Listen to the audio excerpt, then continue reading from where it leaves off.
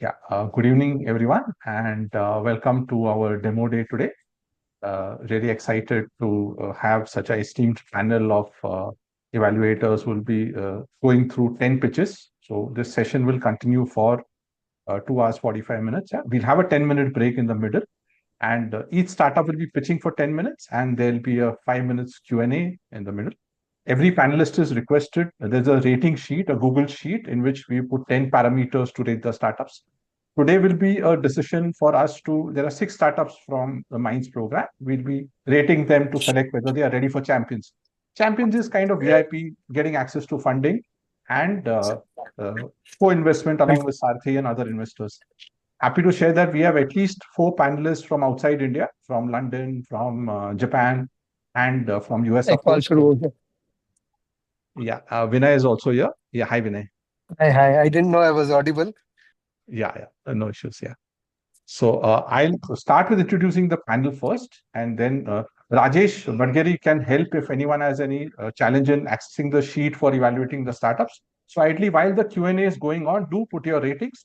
In rare case, if you feel that you need more time, we can share the recording, and you can take down your notes in terms of your rating of the startup, and then you can rate it by the end in the next 12 hours or so. We'll be compiling the ratings, say, starting Friday, and we'll be sharing with the startups where they are, like what feedback we give them.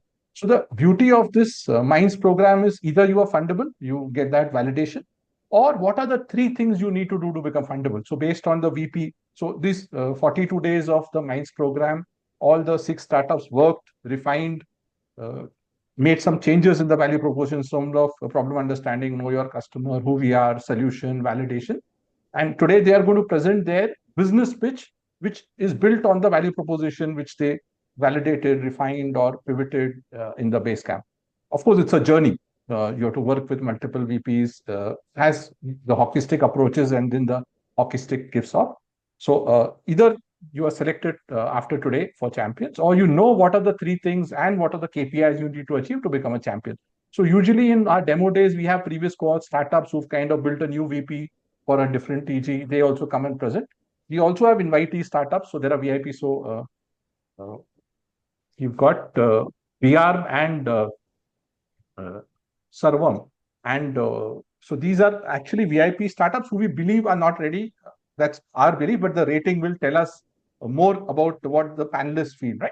And the beauty is these panelists are global, and happy to share that 6 out of 10 of startups are solving global challenges. So that's why we've got a panel which is global. I'll quickly introduce the panel one by one. Mr. D.R. Bidder is not here, but Mr. D.R. Bidder is the Vice President at Babson College, which is the world's #1 entrepreneurship institute. And we build a relation with him. So he should be joining. Pritam will be. Alok is, as I mentioned, the chair for TieBoston Angels, very keen to invest into investment-ready startups from India, looking at solving global challenges. And they have an AI mandate also, which he has shared with us. So he's the chair for TieBoston Angels. Alok, you can say hi. Just turn on the video and say hi to everyone.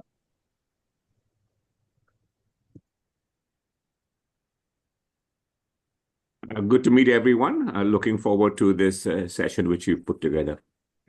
Thanks, Alok. Of course, we've got Priyanka, who's the partner at Rackham VC. So she is not here, but she should be joining any moment.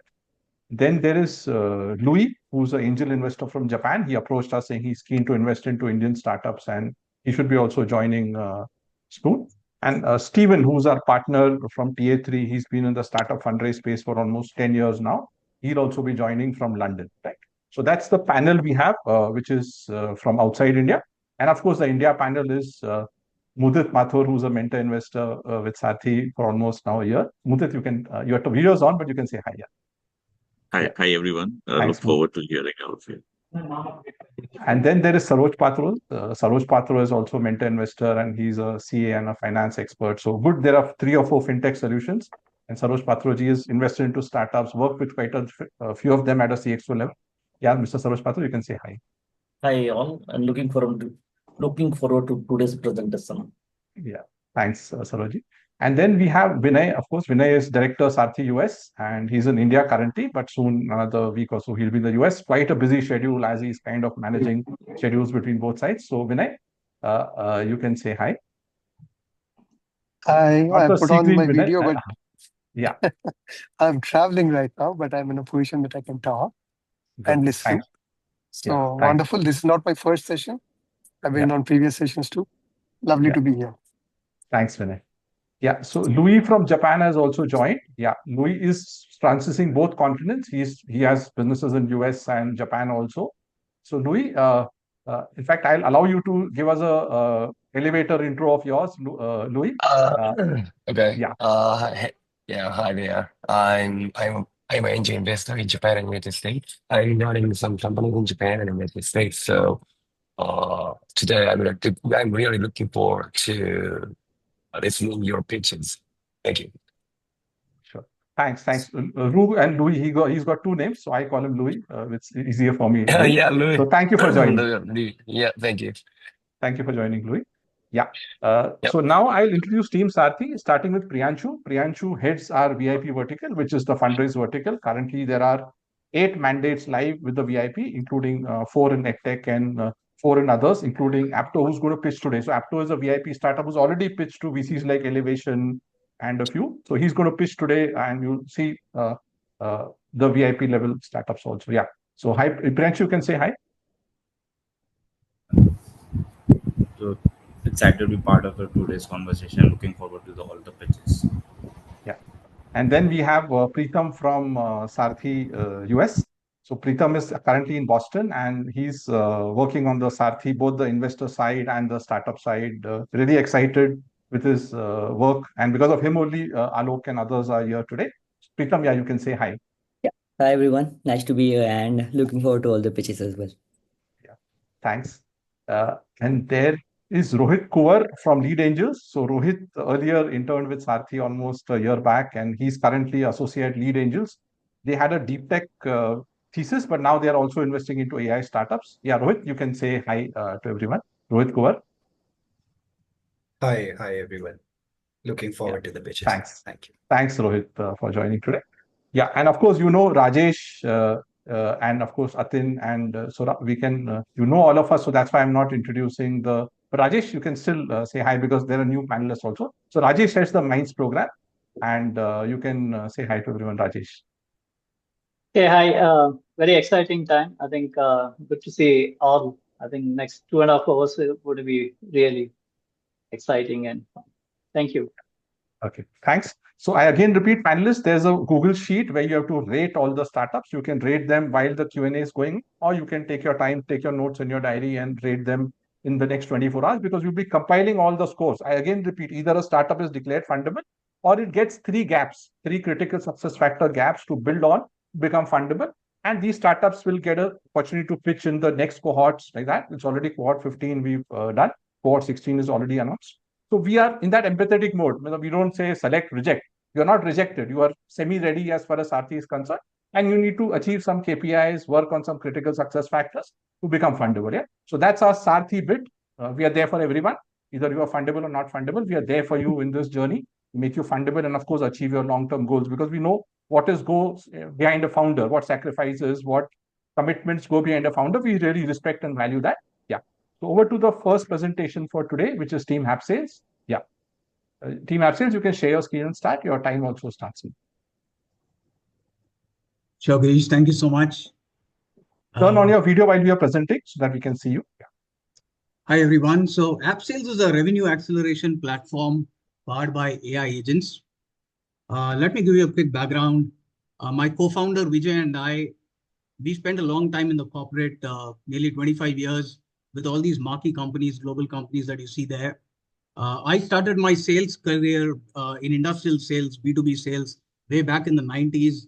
Destiny took me to technology later on, but I've stuck to sales and key account management as part of my corporate career all through.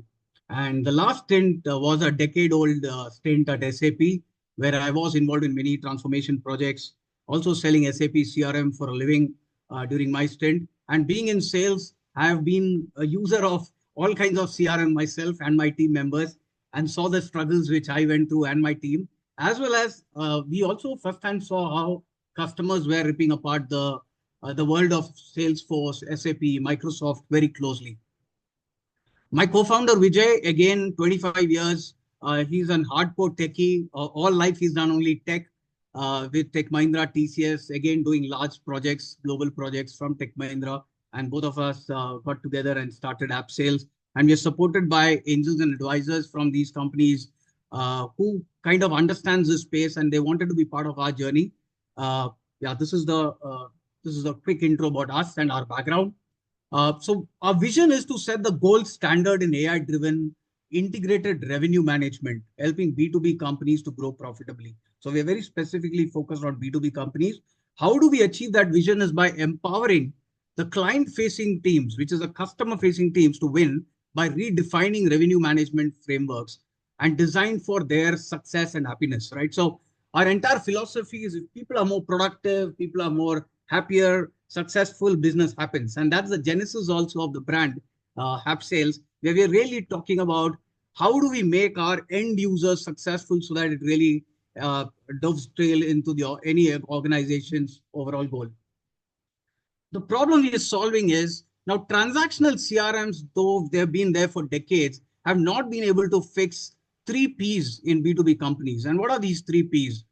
The performance of the organization and the team members. And when I'm talking performance, I'm talking about the client-facing teams, just to remind, productivity of this team, and how to bring in predictability in the businesses that they're running, right? And there are a whole lot of reasons why this is not happening is because people don't like to use it. People find the systems cumbersome. They're very archaic. A lot of data is unstructured. Very little information comes in. There's a lot of leakages. And Gartner says that 49% of CRM projects fail. They're not able to fix these issues. And of course, one of the reasons is also because these software which are out there do not have integrated methodologies and framework like key account management, which is very, very important for organization success. And this got validated very interestingly by an article published by Anderson Horowitz. It's out there in the Google, in the public space on 31st July 2024, where they said that the traditional conventional way of working things is not going to work, it's going to break. And interestingly, this is exactly what our vision and framework was when we started off 4 years back with HappSales. And we've been working on this for the past few years. And why are we solving this? Okay, what is it that motivating us? Predominantly, 2 factors here. One, it is the largest software category on planet, right? Among all the software categories out there, number 1. Number 2, it is the fastest growing. CRM is the fastest growing category, which is 15.5% again among all the other categories out there, right? And therefore, and of course, we spoke about high failure rate, and there's a whole lot of white space there, right? The penetration is still less than 25%. So what's our value proposition when we go to the market and talk to our clients? We revolutionize B2B revenue management by elevating the 3 Ps through the only unified revenue acceleration platform, right? And that has been our value prop. Powered by agents happened in the last 9 months, thanks to what's happening in the AI world. But this has been our vision and value prop for the last few years. Now, what does this mean? Let's look at the scenario historically, what happens. Historically, any enterprise, they have a lot of disparate systems, right? There is a system which is handling their lead management. There is a sales CRM which is out there. After they sell, let's say equipments are going in. How do you manage the service management, warranty cycles, AMC cycles, all of that? How do you manage the field teams which are there managing all these customers about their performance, productivity, tracking, opportunities, activities? Finally, after you sell and service, how do you make sure money is received on time and your entire daily sales outstanding DSO is managed? And there are different softwares for that. And how do you manage the satisfaction level of these clients? Is there a real cadence around that? Now, when we saw, and of course, workflows and BI reporting, it goes on, right? Now, all these disparate systems lead to a lot of disjointed transactional systems, lead to inefficiencies and leakages, which we all know that. And therefore, to completely fix this, we came up with this complete bottom-up created integrated revenue acceleration platform, which has the unified key account management methodologies, as well as the embedded best practices that we've learned in the last 25 years. So we tell our clients that you don't need a McKinsey or an Accenture to come and help you. And conversational AI is something we started 3 years back, and we have learned all that. And that is today, thankfully, helping us in the journey where we are working with AI agents, right? And this harmonizes the entire platform, helping companies for profitable growth. So if I have to show you a quick demo, right? Let's see an AI agent in action. So if this is a panel, where you go into the Copilot here, our Copilot is called Amy. So you go and ask Amy a question saying, okay, show me my team's performance, right? It exactly tells me what is my achievement, booking, pipeline, weighted pipeline, all of those statistics required. I want to ask about a specific team member. For that team member, David, it tells me, okay, this is his achievement. These are how the deals are stacked. These are the recommendation and insights coming in so that David can improve his performance. Now, all these questions that I'm asking is natural language. The system understands the intent. I'm saying, okay, give me the deals of David, right? Of performance. Which are the top deals? Which are the ongoing deals? What are the statistics of that? So on and so forth. I want to look at the activities, recommendations. Now, if I don't like something, I can ask for a graphical output like this, right? I don't want to look at data as such. And in a jiffy, people are familiar with the OLTP, OLAP world. In a jiffy, this comes out and gives you a graphical representation. So all that happens. Now, what makes our AI agents extraordinary, right? Number one, it combines a rich domain experience along with the fine-tuning methods that we use on exclusive data sets that makes it highly specialized and precise, unlike generic LLMs. Two, there are no pre-templated queries here, which is a lot of enterprise softwares are using. These are actually just based on intent and natural language to give that contextual answers. And three, specific insights and recommendations are coming in, and it's just not presenting data. It's actually telling actionable intelligence what can be done to improve business. And that is what we stand for, which is outcomes. So when we look at the entire space, right, one of our favorite frameworks is Blue Ocean Strategy. We looked at, there are only 3 enterprise-grade software vendors out there, Salesforce, Microsoft, SAP. As part of the framework, it's very clear we have to eliminate a lot of things, reduce a lot of things in the entire ecosystem, raise a few things and create some of these things, right? So no prolonged implementation cycles, no dependency on expensive consultants, reduce the total cost of ownership, remove the complex integrations, and how can you go live in few weeks instead of quarters? So all of those we understand, and we have created these very strong differentiated platform, combining the unified story, the AI agents, and the mobile first with voice enabled. The entire application is voice enabled, embedded best practices, and rapid deployment. Now, based on what we have done over the last few years, we've got some excellent reviews from our customer, which is why we are ranked among top in G2 and Capterra, which is the world's top 2 review sites for all software vendors. So if you go to G2 and Capterra, you put HappSales reviews, you'll get that.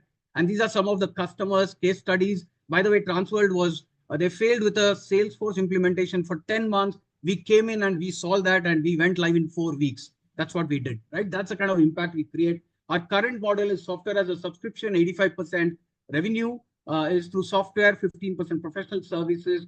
GTM is LinkedIn, webinars, referrals, emails, so on and so forth. And we also plan to take these AI agents to diverse data sets and working on micro apps using the existing code that we have. So we have a whole lot of monetization plans in the future.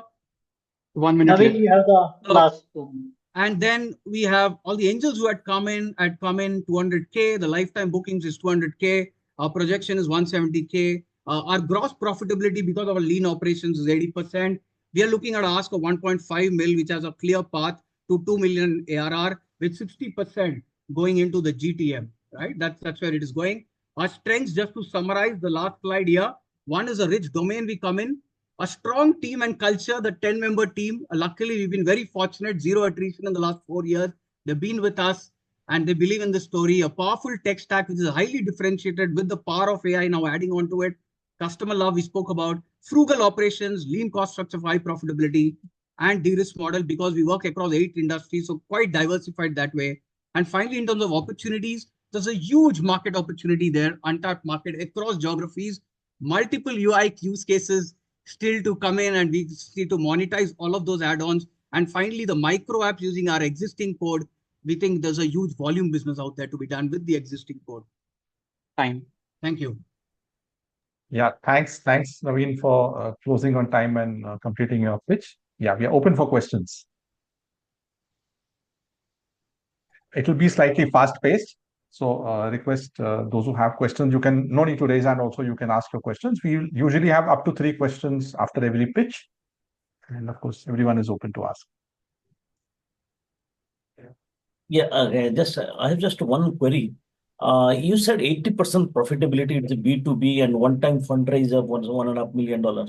So it is only one-time fundraise, isn't it? Because after that, you are getting 80% profitability.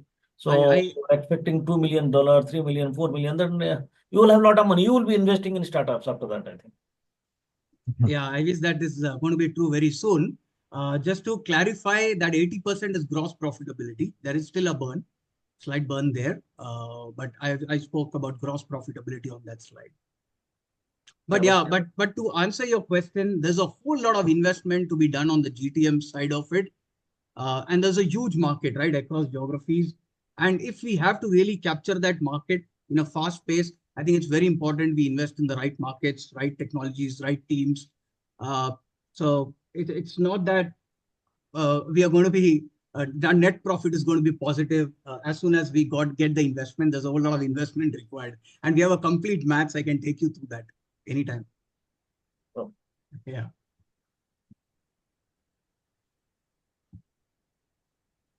Yeah, next question. Naveen, what I see like Salesforce, they provide a lot of these agentic solutions. What are you providing differently from them?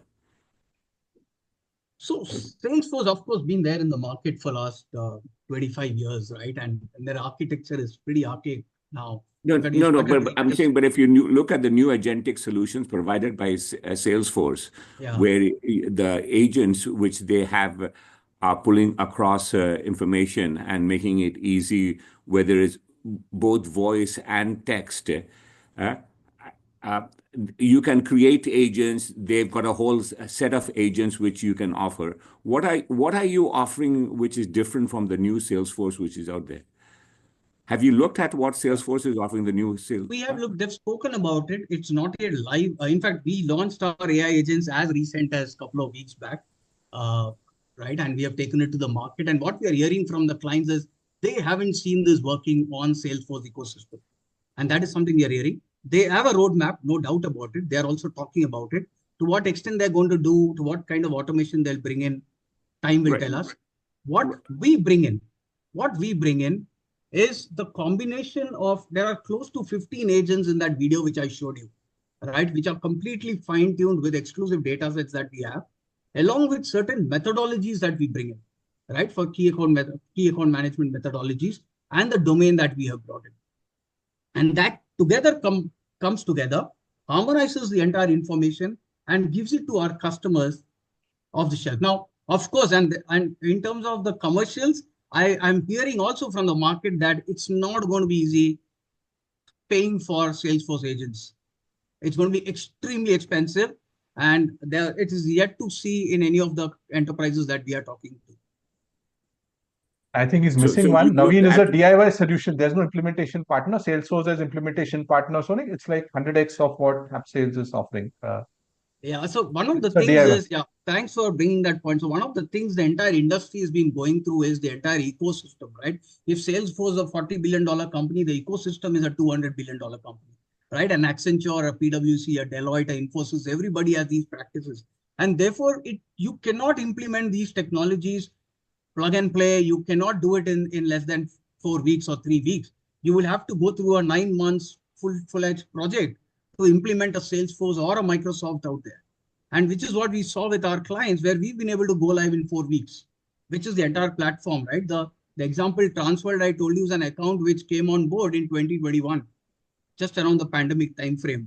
And still they are with us now. We went live in 4 weeks, and they could not have achieved that. They had a 10 months of a project which they could not go live with Salesforce. Yeah, so we'll have to pause here. Yeah. So good question, Alok. And we can take it up in the longer pitch if you look at it. Yeah. So thanks, Naveen, and thanks, Team HappSales, for your pitch. We'll go to the second pitch for today, which is Team nicheBrains. Yeah. Which is nicheBrains is an orchestrated platform for digital transformation. Over to you, Lakshmi and team. You're mute, Lakshmi. So I'm just sharing my screen. Yes, we can hear you. It is visible? Yes, Lakshmi, it's visible. Okay. Okay, thank you. Thank you, Team Sarthy. I'm Lakshmi, co-founder and CEO of nicheBrains. I'm also joined together with two of my co-founders, John and Rainesh. They will also take some turns to present a portion of it. So at nicheBrains, we are an orchestrated platform for SME growth through digital transformation. Our vision is to make growth and scale accessible to every MSMEs. We empower them to launch and succeed in new growth initiative as easy as online shopping. So just as an introduction to our team, myself, I have 25 plus years of experience in business development as well as digital transformation strategy. I work closely with INSEAD and work with more than 1,000 plus executives on formulating their transformation strategy as well as AI strategy for business. And my co-founder, Rainesh, comes with 25 plus years of experience in development technology. He has delivered enterprise scale applications on both cloud and mobile. And my other co-founder, John, comes with 20 plus years of experience delivering large-scale enterprise complex projects, and he has built a community of experts and strategic partnership. We are also being mentored by seasoned veterans of the industry who act as an advisors. And our journey started in 2021 through Founder Institute Silicon Valley through a virtual acceleration program, which we passed out as Cream de la Cream, which is top of the class. And in 2022, we raised a 500K in pre-seed funding to validate the problem solution and the business model. And in the last 2 years, we have onboarded close to 1,500 plus experts across different domains of digital transformation. And over the period of last 2 years, we made close to about worth of $500,000 worth of total contract value being transacted through the platform. And we have released the full platform workflow recently. And our first AI-powered diagnostic, digital transformation diagnostic report has been released recently, and 1,000 customers have been shown interest to it, who's on the wait list as such. And that's been our journey. And just to set the context, as we know that MSMEs are the backbone of any economy. MSMEs, especially in India, account for 30% of India's GDP, but are only 26% as productive as their large enterprises. Most cannot afford large-scale digital transformation initiative or maintain an in-house expertise team. In the last 22 years, only 10% of MSMEs have gone into large companies. Most struggle with day-to-day challenges and tight budgets, focusing primarily on short-term survival rather than strategic growth. Despite the shift to digital transformation, less than 10% of MSMEs are effectively leveraging digital technologies for business growth. In spite of government support, if this gap continues to widen, many of them will struggle to survive. Why are still these SMEs are left behind? So the problem that we solve is that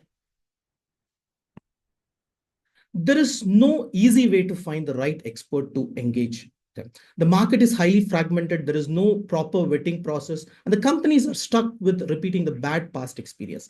This messy process means delayed decisions and lost competitiveness, something no business can afford today's fast-paced world.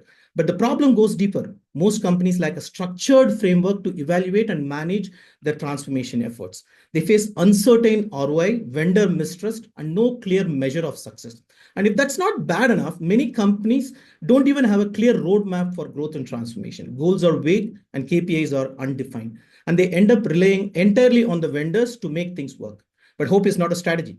The result is they close to 6 to 9 months for making decisions. 70% of the digital transformation initiatives fail. And past bad experience, more 80% SMEs struggle to respond to the market change. Here is the reality. Without a reliable way to find the right experts, define clear goals and measure progress, businesses are bleeding money, time, and opportunities. And every day they remain stuck in this broken system, their competition moves further ahead. And typically the customers and the market opportunities that we focus are the mid-sized manufacturing. The mid-sized manufacturing. Yeah, sorry about the noise. Yeah, you will continue. Okay.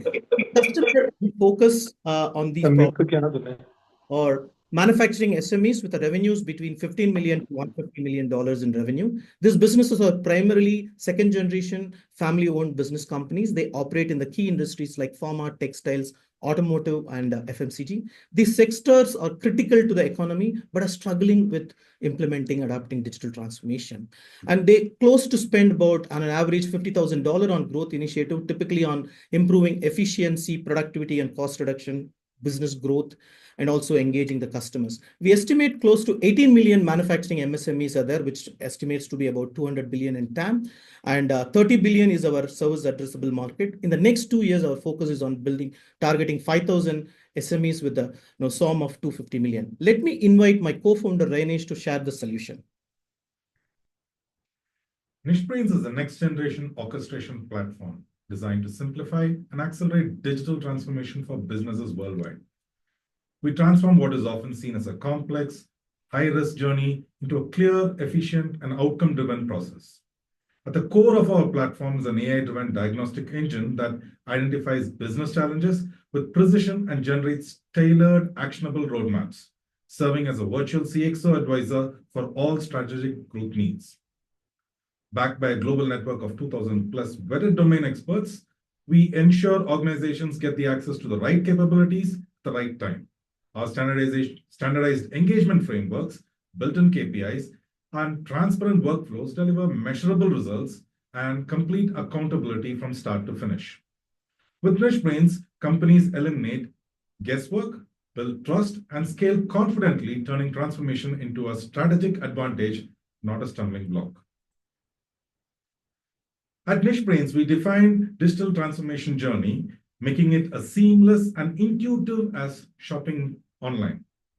Our 4A framework accelerates growth by eliminating complexity, reducing risk, and ensures measurable results. Our AI-powered diagnostic accurately identifies business challenges and generates personalized, actionable roadmaps, removing guesswork and enabling businesses to launch initiatives in days instead of months. Customer gains instant access to our network of 2,000 plus vetted domain experts, significantly reducing the time and effort spent on identifying the talent. With standardized templates and predefined KPIs, we enable rapid execution. Businesses move from strategy to result in days. Our short cycle, outcome-focused engagements are designed to deliver tangible values in under 90 days. Our platform ensures predictable, measurable outcomes. Successful transformations initiatives driven through nicheBrains have led to an average of 9% boost in revenue efficiency and 26% increase in profitability. We simplify the entire transformation lifecycle, from diagnosis to success, making it faster, smarter, and highly effective. With nicheBrains, business eliminates guesswork, reduce cost of search, foster trust through standardized engagements, and scale confidently with a transparent, coordinated, and result-driven ecosystem. I invite John to take over the remainder. So taking the, from a business model, taking the best ideas from the current marketplace, in our current business model, we charge about 15 to 20% facilitation fee for every engagement. And in the future, we have multiple sources of revenue through premium on-demand offerings planned. By providing free access for MSMEs and experts to join, and then monetizing them as they engage, we are ensuring both growth and recurring revenue. Once customer is onboarded, we expect an average customer lifetime value of about 100K. With respect to the competition, the different competitors provide different solutions to businesses at different levels. For example, if you take the top consulting firms, they provide structured and personalized roadmap, but when it comes to the speed, they are slow and aren't cost effective. The software firms, they are more focused on selling their solution as against an integrated or structured plan and have no impact measurement.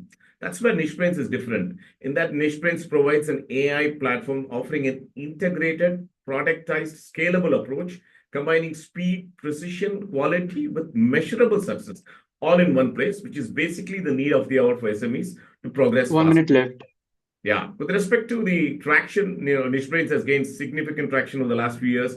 We have facilitated more than 100,000 hours of interaction, supported by a strong network of more than 2,000 experts and 100,000 offerings. All right. And our lead to deal cycle is efficient. We are averaging 30 to 45 days. We have also built a strong credibility through strategic partnership with Bain, INSEAD, and others. With respect to our go-to-market strategies, we acquire currently, customers through, inside sales, direct outreach, referral programs, and OEM partnerships. We grow awareness through industry events, targeted webinars, but, and strategic and influential associations. But here's the magic, happens. Once the customers are on the platform, it's all about personalized engagement. Our platform leverages AI recommendations, fast expert management, and real-time progressing. So it only gets better with use. We amplify again, the AI roadmap with deeper engagement.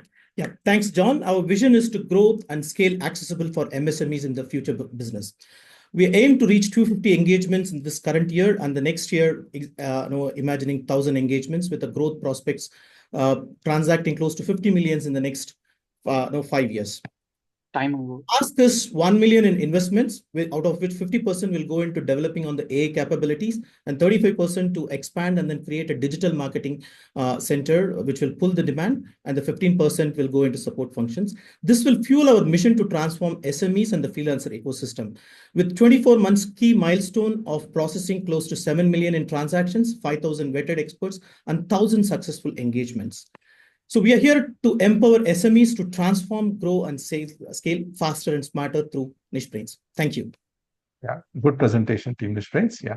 So request all the panelists, there's a rating sheet. If you have any trouble accessing, you can DM Rajesh. He will share with you. But do rate, or if you are rating later also, you can DM Rajesh that you'll rate later.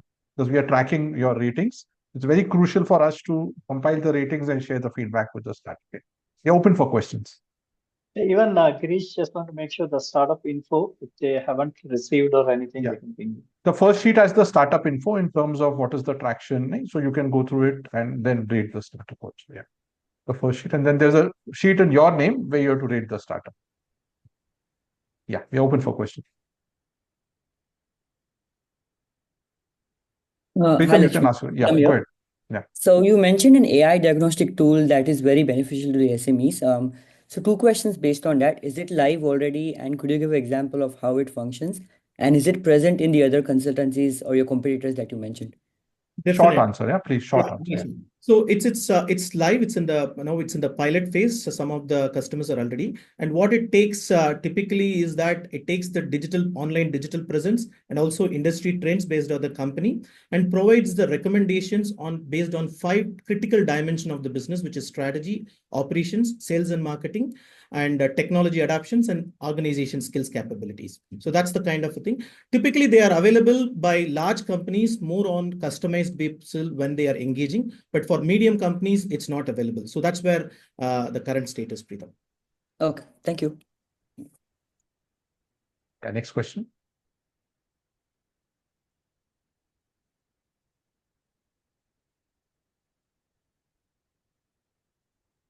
No more questions? Okay. So good. Thanks, Team nicheBrains. Yeah, we'll go to the third pitch for today. You can even post your questions, DM us. So the idea, this is the elevator pitch. If a detailed pitch is required, it can be arranged with the startup and that investor, right? Yeah. Over to Team CGreen. Yeah. Go ahead, Vipar. So CGreen is a fintech lending platform. Yeah. Go ahead, Vipar. So hi, I'm Vipraraj. I'm joined by my co-founders Vinay and Nikhar. And, so we are into infrastructure enabled by AI, and we are working on the fintech space, as mentioned by Girish. So Indian financial landscape is divided into 2 drastic parts. One is the rural India and one is the urban India. And if you see the financial landscape, the urban India above prime customers, as in the credit bureau score, I'm just indicating a prime as a good number, is dominated by top 10 banks of India. So Axis, Kotak, ICICI, these banks are dominating that sector.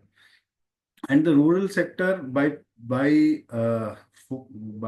pressure or by choice, is being done by small and medium lenders like RBL, Yes Bank, Small Finance Bank, Microfinance Institutes.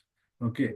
And there is a drastic difference in the number that urban broadly is being captured by 10 to 12 big lenders of India, and the rural largely is being done by 3,000 to 5,000 lenders in India. Rural is largely average prime, and in case of microfinance, subprime or below prime, as we call it. These are the customer segments in India. And all the lenders, including urban and rural, face challenges in connecting with the rural customer in their loan life cycle. And at CGreen, we are a rural customer connect platform for customer engagement. And the first use case which we have picked up is overdue debt collection. Yeah, Nikhil, move on, please. Nikhil, next slide, please. So this is the team. Largely, all of us are ex-colleagues. We have worked in rural. I was part of the priority sector team in ICICI Bank, then a founding team member at Fino Payments Bank, which is the largest payments bank and the largest business correspondent at one time in the world. I have worked with Suryodaya. My colleagues have worked with IDBI via Spandana. So broadly, a rural microfinance lending kind of experience we all have. Nikhil, next, please. And what we have done across the years is we have worked on the ground. I have worked through a lending crisis, from subprime crisis in 2008 to Andhra microfinance crisis to demonetization to COVID. And always we have been in the ground. We have seen what the borrowers or customers require, what are the product gaps.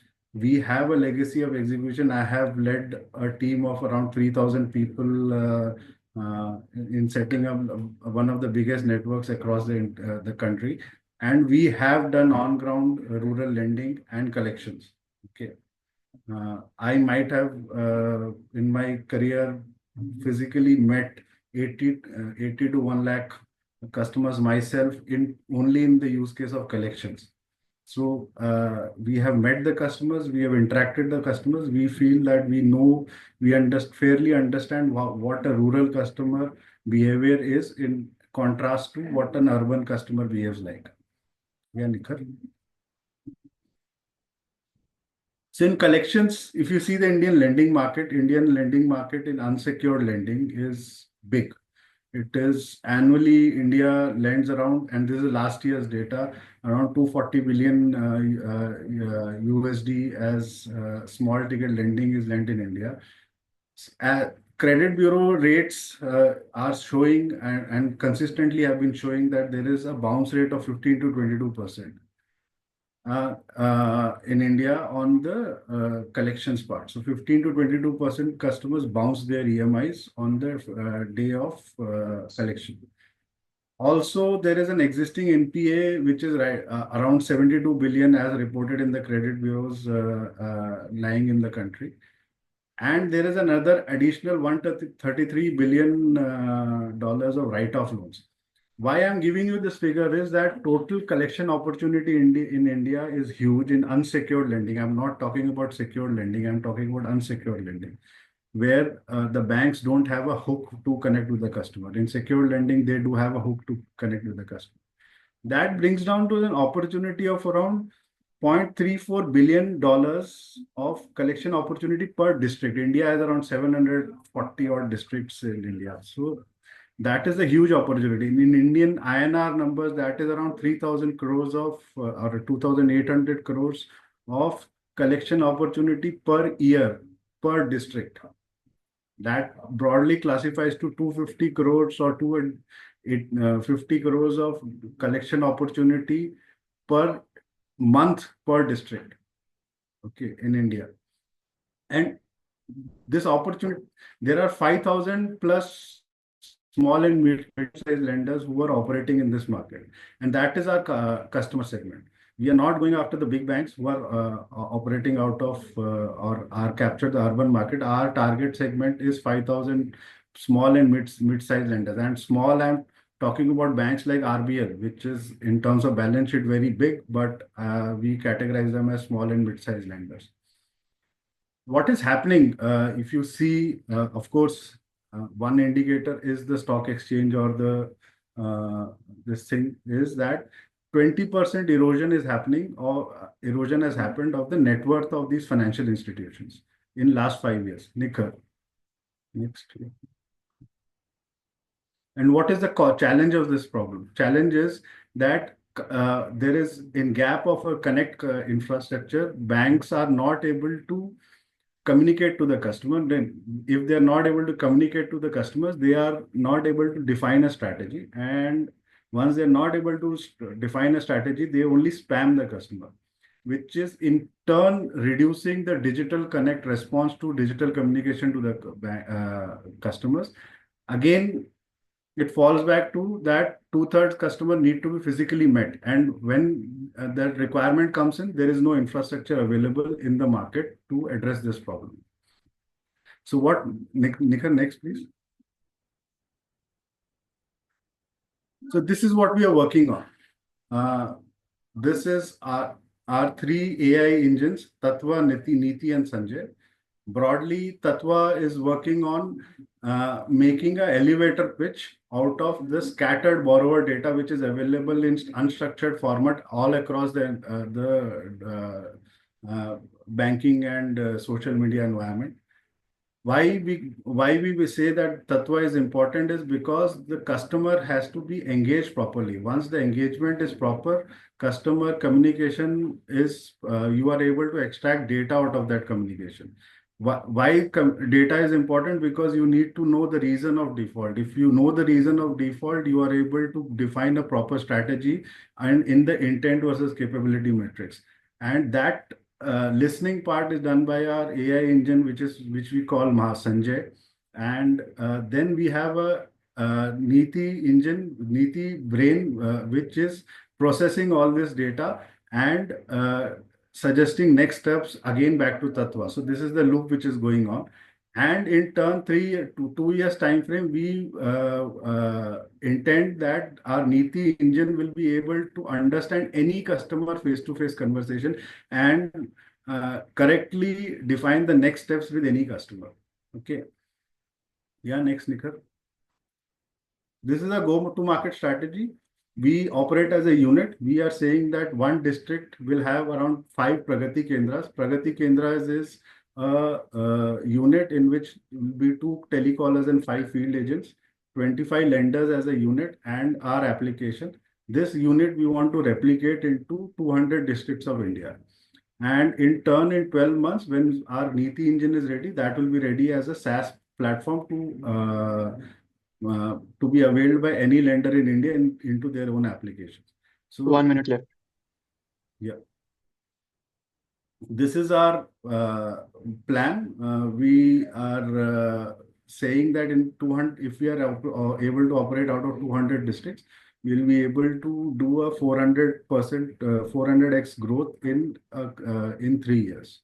Most of our revenue is coming from collection as a service, which we have mentioned as CAS, and 10% of our revenue is projected revenue is coming from SaaS as a model.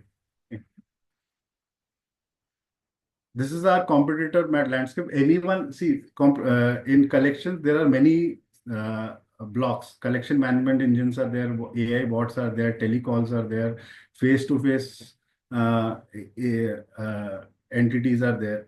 But presently, when you hear AI bot service also calls that I am into collections, or a telecall agency also calls that I am into collections. What we are saying is that for a complete collection solutions, you have to be present everywhere. We are specializing ourselves to be the best engine for collection management in the rural space. We are also building our own AI bot, partner with a technology company based out of Bangalore, which is Cadle Labs. We have our own engine and we have our own physical infrastructure available on ground, which will act as micro collection agencies. In face-to-face conversations, yeah. Next. So this is our lifetime revenue, which we are operating out of 3 Pragati Kendras in rural India, and around lifetime revenue of around 2 lakh crores is our lifetime revenue. And we have 15 lenders as of now signed up. And what is our moat? Moat is that we are the first movers in rural. we are geography exclusive mandates. So we'll be establishing network and hosting data, alternate field data for most of the lenders, which makes us irreplaceable by the lender. And of course, we'll be creating a lot of field acquired data, customer connect data, and we will be able to pivot into many other business verticals like insurance and insurance persistence and credit verification kind of models through this Pragati Kendra using the same models. We have been backed by IMA Ventures under the Bharat Inclusion Initiative and by STPI Leap Ahead program. And we have been selected, or last time selected, as one of the top 100 TGS 100 India startups. We are presently raising around 5.8 lakhs or dollars, and presently, and this is our cap table. Around 90.53 is with the lenders, and some part is with the IMA Ventures, and 1.8 is with STPI. Fine, Vipul. Good presentation again. Yeah. Open for questions.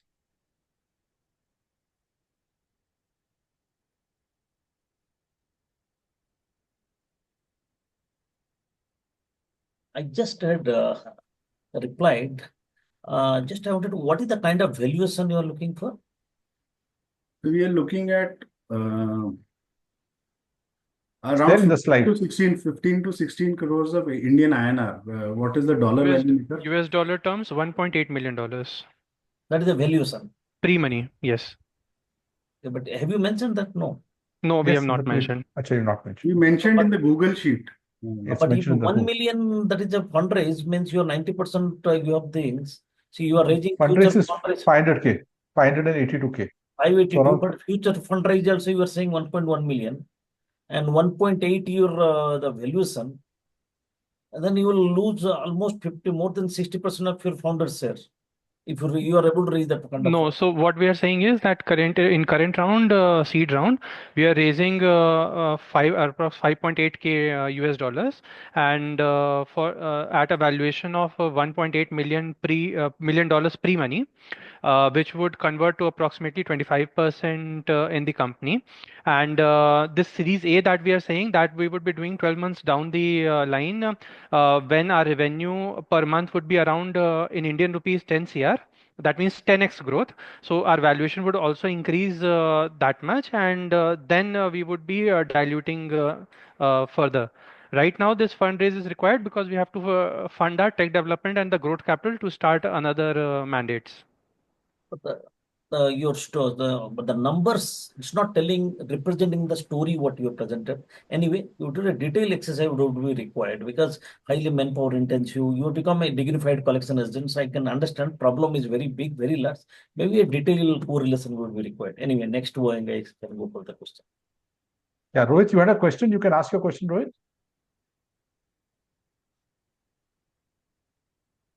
Rohit had a question. What? Yeah, go ahead, Rohit. Yeah.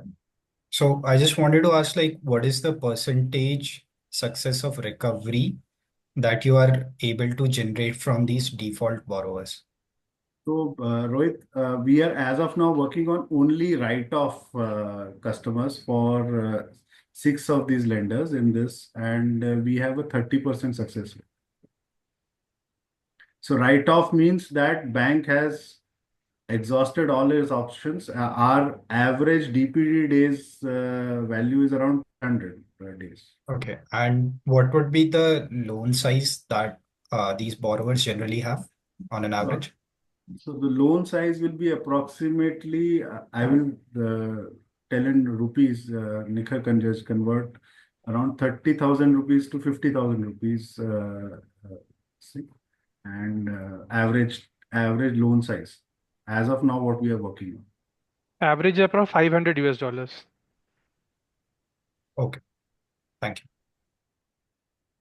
Thanks. Thanks, Team CGreen. Yeah. Girish, I have a few questions. Go ahead. Can I ask? Go ahead. Go ahead. No, please, you can ask. And lovely presentation, guys. I incidentally know some of these companies pretty well. Suryodaya, I know their book. I know their complete book. So I know a lot about their history. But there's a couple of quick questions for you. Number one is, what exactly is your split between your commission revenue and your SaaS revenue? What is the business model for SaaS revenue? Who owns your data? Do you own the customer data, or do you have the right to use the customer data for analytics? And the fourth one is, how does MFin collaborate or compete with you? So, Go ahead, MFin, Vipul. Yeah. So I'll come to the first, the data question. See, during the life cycle of the loan, the data is with us. Okay. Any alternate data I generate for the customer is ownership of CGreen. Alternate data means I find out a new address of the customer, phone number of the customer, and any additional income source, video, this thing. That ownership is with us. Okay. I agree with you that bank might say that the initial data they have provided to us of the customer, that is for their use, not for analytics. So what we are saying is we are building a customer connect platform. So if I have generated alternate data, I own that data. Point number one. SaaS. Second question was SaaS. SaaS is a model which we are saying will be developed in 12 months. As of now, we don't have any SaaS as an offering because our model has to get trained on a lot of rural conversations first. And what we are saying is that this SaaS will get integrated into front-end applications of the lenders or because we are competing against bank employees. So if they are going to meet the customer, our data is only voice notes with the agent or with the customer, and that process we can do, and we can process through our agent engine and send the next strategy back to the front end. So that is a SaaS model that will develop in 12 months or 13 months or so, and that will be charging on success fee. That is our present thought process, that 1 to 2% is the success fee we'll charge on. And MFin answer? Third question, MFin. Collaboration with MFin. See, MFin is an industry body. So collaboration, we know everyone in MFin. So that is not an issue.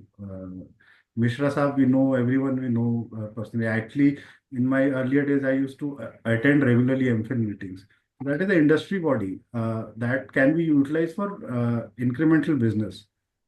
That I don't think that directly regulates how Microfinance Institute will give us or any regulation on their internal processes of Microfinance Institute. So we can, we'll pause here. Thanks, Vipul, for the detailed answers. Yeah, we'll go to the next presentation, which is by Nimus, which is a multi-cloud AI management tool. Yeah, over to you. Yeah. Thanks, Girish. Thanks. Yeah. I'll just share my screen. Yeah.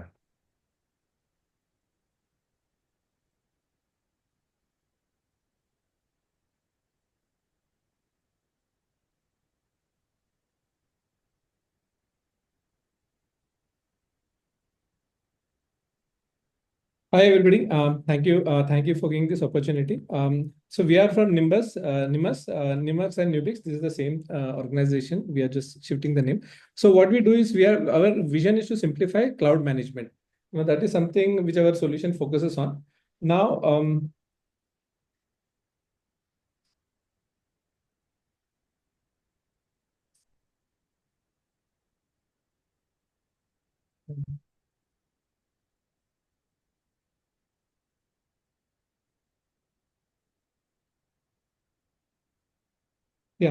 so before we get into the solution, this is a small introduction about our team. So myself, Anil, and I have more than 25 years of technology experience. I have worked with different system integrators, network integrators. and have been assistant in a lot of programming thing which we have done for our customers. I have joined with Mr. Shirish Pandey, who has 23 plus years of sales experience, and he earlier had a company called Revolution Deals with a great success. We have Sai Prasad with over 20 years of technology experience. He is helping us build the product from a security standpoint.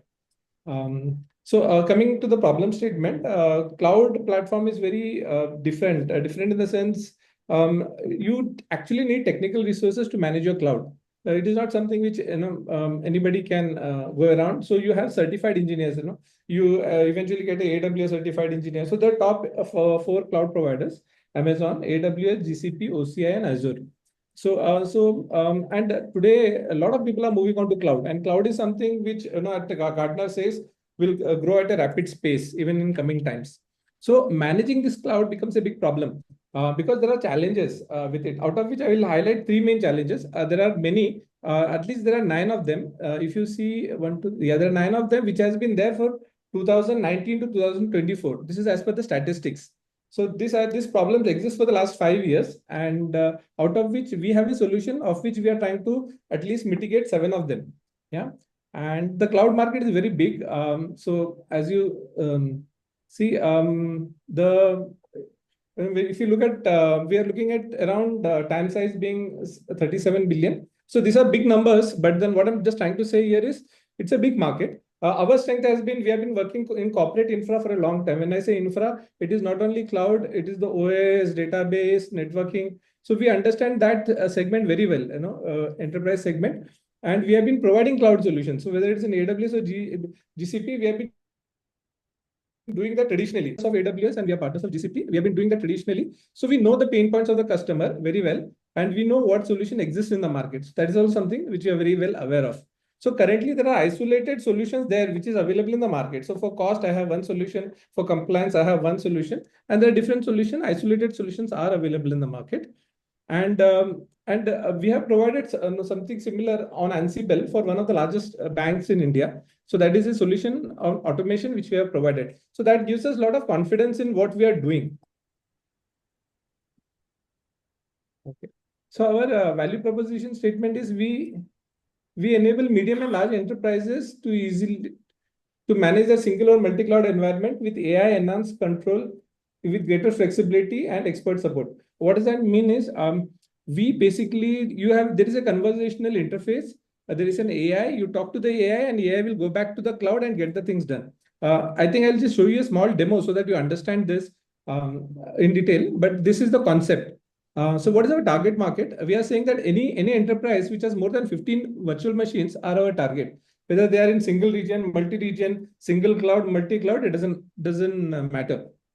What is our unique offering is we have a conversational AI interface, which is very easy. The learning curve is almost zero.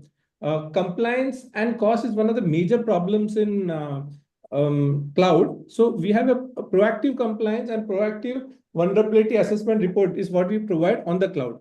We also have RBAC. RBAC is role-based access control. That means if somebody says, please create a VM or a machine in the cloud, based on the designation or the department, the software will decide whether it should be allowed to create. So it is like ChatGPT for cloud. Yeah. So I'll just show you a small demo so that you understand this.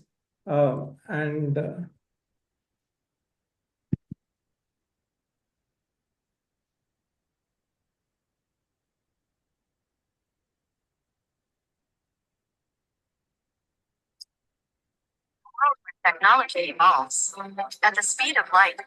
Managing your cloud infrastructure shouldn't be a hassle. Introducing the future of cloud management, where innovation meets simplicity. Imagine a world where your cloud management is not just efficient, but effortless. Have you ever wondered, how's this? Let's have a demo. Hi, Nuvia.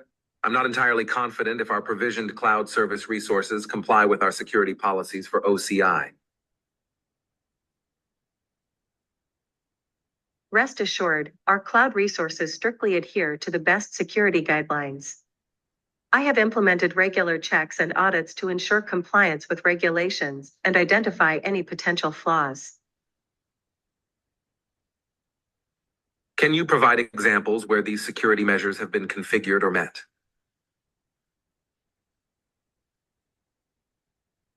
Audit revealed SSL vulnerability, promptly addressed. Data encryption practices meet GDPR compliance, ensuring robust protection. Regular reviews essential for ongoing security.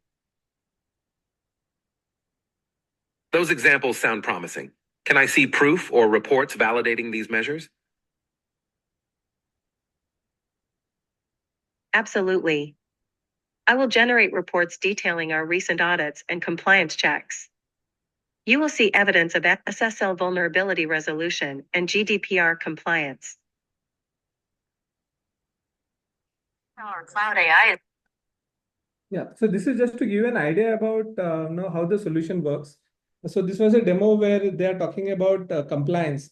So compliance and cost is one of the important issues in cloud. So here it proactively takes care of the compliance part. So whenever there is a non-compliant, it actually logs a ticket. If you have seen the demo, every transaction which happens has been logged in a ticket, and then the ticket gets addressed. So that is assigned, and the problem is solved.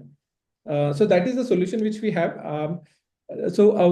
Again, now going forward, what is that we are giving? And from an emotional perspective, we are giving accountability, transparency, proactiveness, convenience, and personalization. So these are few parameters which are actually missing in the current market. Like for example, they normally outsource cloud management to different providers. So they have a single login. The provider might have a single login. When they logs in, if there are changes, it's very difficult to track. So there are minute real-time issues, real-life issues, which we are aware because we have been doing that for our customers for some time. We are actually providing in cloud management services, not only cloud database management and those services, and hence we know those issues. So our market is anybody who has got more than 15 virtual machines, and we do a lot of integration. Like we have integration with any ticketing system. So how are we trying to get into? We are looking at online marketing, content marketing, webinar, email campaign, and influencer marketing. So target market is SMB, major cloud customers, and large enterprises. Where are we? We are currently at a state where the MVP is ready. We are pre-revenue. We are MVP ready. We have bootstrapped. We are currently bootstrapped. We are started looking for paid POCs from our prospect customers. Currently, we are already a partner of AWS and GCP. So traditionally, we are doing that also as a business. So our revenue model is SaaS based, which means once things are live, customer will pay monthly based on the number of VMs. And we do hybrid cloud management. That means if I have an AWS and an OCI, I can manage both with the same interface, just talking to the avatar. Now, what are the business risks? These are technology where LLM model changes, a lot of things changes from a technical standpoint. So we always have to be on the forefront of technology. 1 minute left. Yeah. So traction, we have been to a couple of events and we have received a great traction. One of the major cloud provider has shown interest in our product. One of the major banks in India has shown. We are talking to them on POC. Who are our competitors? There are few of them, but then all of these are trying to tackle the same problem, but they don't have the intuitive conversational interface. They have the traditional interface, but they are trying to do hybrid cloud management. So in some ways, they are competition to us, but not exactly the same. Turbonomics is very near, which had a conversational UI interface, which has been acquired by IBM by around 1.5 to 2 billion. Our ask is to get the product developed. We are looking for around 270K for appropriate equity. Currently, there is only one founder. We are looking for one more founder from a sales background. Most of these funds will be used for product development and sales, hiring top talent. That's it from my side. I'm open for. Thank you, Anil, for finishing on time. Yeah, we're open for questions.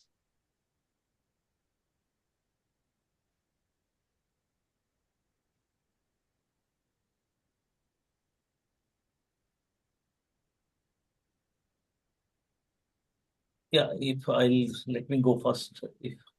But only my worry is that you are completely in idea stage. No, we have the MVP ready. We have integrated with OCI, Oracle Cloud. But I find your confidence good in this very space where your competitors are extremely strong. and you are in a stage, you are raising fund where you have not generated revenue, B2B segment, because I'm working with a lot of my clients, sir, which are into premium resellers of the AWS, GCP and all. We work with them. They're highly competitive. The market is quite crowded. Market is very large, huge and all. I agree, but you are looking funding is so early stage. Are you sure that you will be able to raise fund? No, without generating some revenue. No, we have the idea here is to actually generate the product. See, we are doing it anyhow. So we are anyhow bootstrapping and doing that's going to take a lot of time. This thing is going very fast. The technology is changing very fast. The idea of getting a revenue is only because there are a lot of people trying, like what we are trying, there are a lot of people still trying. So we want to be on the edge. Like we have spoken to a lot of AWS partners, as you rightly said, they have a huge customer base. I have a partner who has got 400 customers. He has been talking to me. If the solution is ready, then he doesn't mind selling it to their own customers. And he is ready to be my channel partner. But then for me to develop in a short period, I need some fund. So exactly, that's the point. If the product is working, it's right, you don't need funding actually. Okay. So the develop, see, I'll just to give you a magnitude, OCI itself has around 12,000 APIs to be integrated. AWS has got 18,000 APIs to be integrated. So that calls for a very large team, and currently we are very few of us, trying to do this. And it will take time. It will still happen. It will still happen and it will take time. So with funding, maybe we can just shorten the time. That's the only ask and idea. Yeah. Thanks. Yeah. Yeah, Alok, you have any question?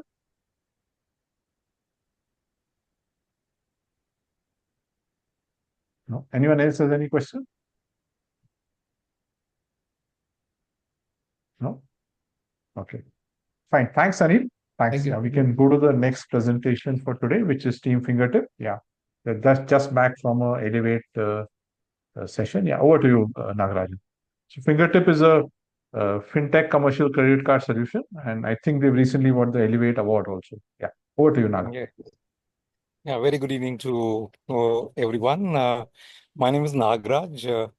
I represent Transcend Space All Private Limited. Our brand is Fingertip. The operating space is B2B enterprises, and we are in the commercial cash flows and in the commercial card ecosystem. So Ranga, you can just present. I'm joined by my team here.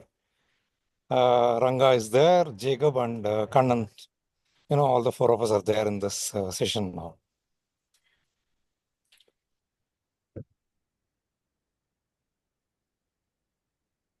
Yeah, Ranga, you just go into the next slide. We have just given a small intro about this.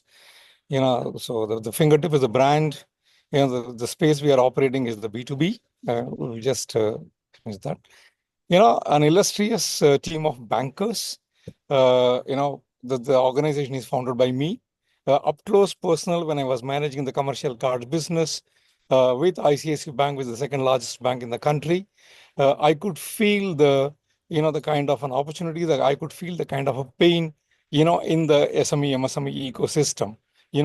While somebody had, the kind of credit line available on multiple, layers, there's the short-term loans that are available that was not there. So that was the challenge which I've seen up close personal. And then I figured out that, no, this is the one of the areas where we need to necessarily, everybody is talking about MSME, we need to necessarily be doing something. And then I'm joined by Ashok Kumar, who was a CTO of Karur Vysya Bank, which is the second largest bank, scheduled bank in the south of India.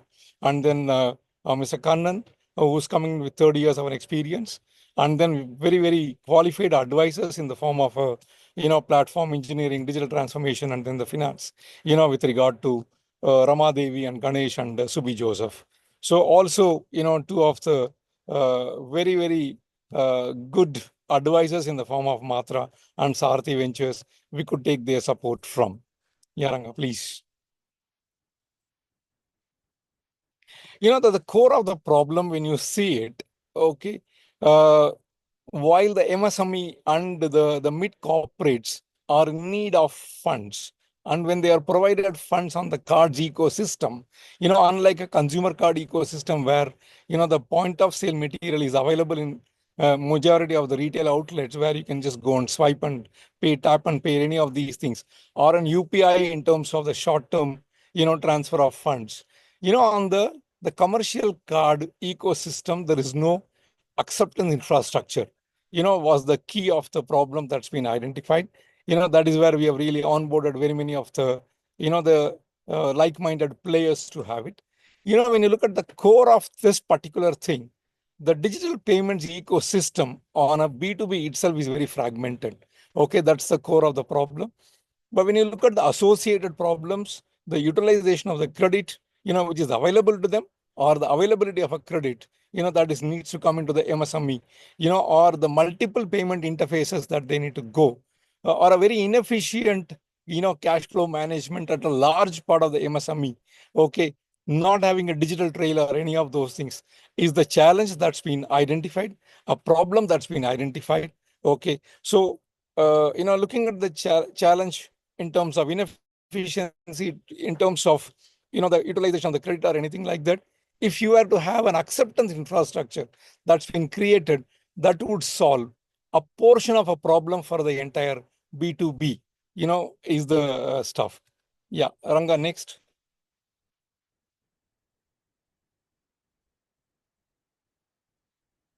Yeah.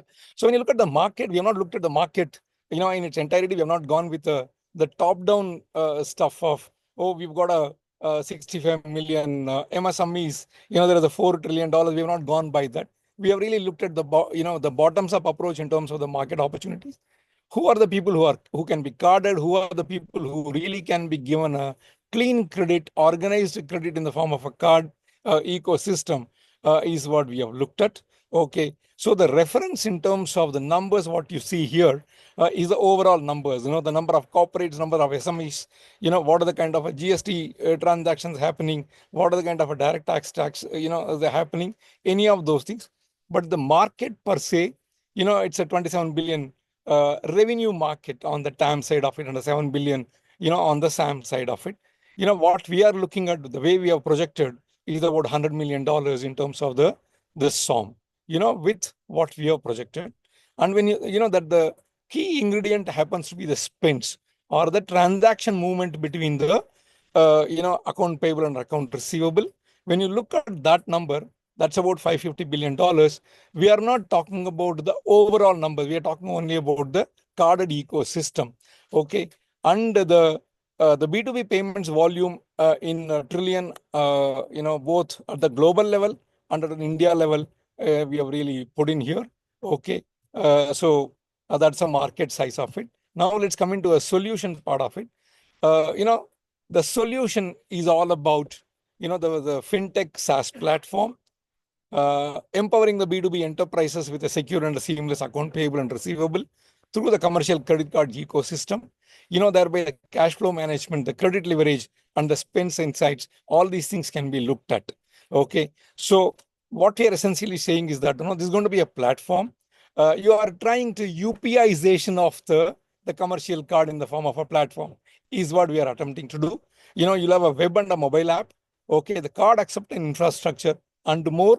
What is more, you are going to have a multi-bank card acceptance in the platform by the way of democratization the credit of a multiple bank players. Multiple payment methods also will come in, not only on the card platform or the card ecosystem. You would have multiple payment methods coming in, and the payment orchestration would happen, and the payment reconciliation would happen. So these are the ones we are talking about. If you have to say, the closer to it, it's a digi version of a point of sale material. It's a BIM UPI equivalent on the B2B side of it. Ranga, next. So the business model, the spends being the input of it, the core input happens to be the client acquisition. You've got about 6, different distinct client acquisition channels. One is the partner bank with the existing P card customers. The other one is your closed user group, which is your anchor corporates and their vendors. The digital channels, what we are talking about, the cluster-based acquisition, which is your textiles, FMCG, or a tea or a coffee, any of those things, which are your cluster-based acquisition. The ecosystem partnerships are non-competing in nature. Partner banks for non-carded customers is what we are talking about. Next. Yeah, next. So the revenue model is, is very simple. It's about the customer paying it, and then the network and the banks would chip in with their incentive structure. But the core of it, coming in from the transacting clients, one-time onboarding fee, okay, in the form of an MD or MID creation or any of those things, monthly subscription for what value you're going to be adding it, the integration with their accounting software, and then the transaction fee, which is your MDR. So these are the 4 blocks, that are going to be, the revenue model part of it. We have really given the 5 years estimate in terms of the numbers. We are looking at about, 100,000 in terms of the revenue, which is a conservative estimate on the year 2 numbers. Yaranga, next. So the traction, if we have to talk about, the beta launch happened, in November 2024. Onboarding of our clients, we have started doing it. Our paid customers have come in on board. Live customers, real customers have come in on board. And then the first 10 beta customers have come in the month of February. We have also got their voice of customers in the subsequent slides. MOU we have signed with Karnataka, on the Elevate side of it. And they are encouraging us to be, exploring this particular thing in their own ecosystem, wherever there is an MSME and a corporate. So, on track to do, at least about 50 customers, both the anchor and the vendors, close to about 2 crore of a spends is expected to come in, from a traction point of view. Yeah, so the projections, what we are talking about is about 30,000 crore, of an annual spends, which is about 2,500 crore per month. When you're 1 talking, minute left. yeah. So total customers would be about 150,000. EBITDA positive would be in 12 quarters is what we are talking about. Next. So, the competition landscape is, the same. Merchant ID creation, we have really got an advantage now, because, we have really got into that building of that stuff. Card issuance, we are still not there. That's in the phase 2 of us. Okay, so the rest of it, we have really put in here. The next one, Ranga. So our partners, we have really, tied up with all the partners, because, this got about 4 to 5 different layers to it. Visa and Master on one side, ICICI Bank on the banking side of it, Razorpay, EaseBus on the one side of it. So we've got very, very established, players in the market as our partners for their respective role to be played. Ranga, next. Time over. Next. Yeah, this is a summary, deep domain, in terms of the knowledge, the commercially live platform development, of 18 months instead of 36 months, de-risking of the entire stuff. Next, Ranga, only one slide, which is your ask. You just go into that thing. So the ask is about, we have done the bootstrapping with about $0.5 million, seeking an investment in terms of, 1.1 million, primarily for, the integration of the Visa, Master and other things. This is the cap table we have got here. The usage of funds will primarily go into the technology and then the development of the entire piece, with all the integration coming in from the players, of sorts.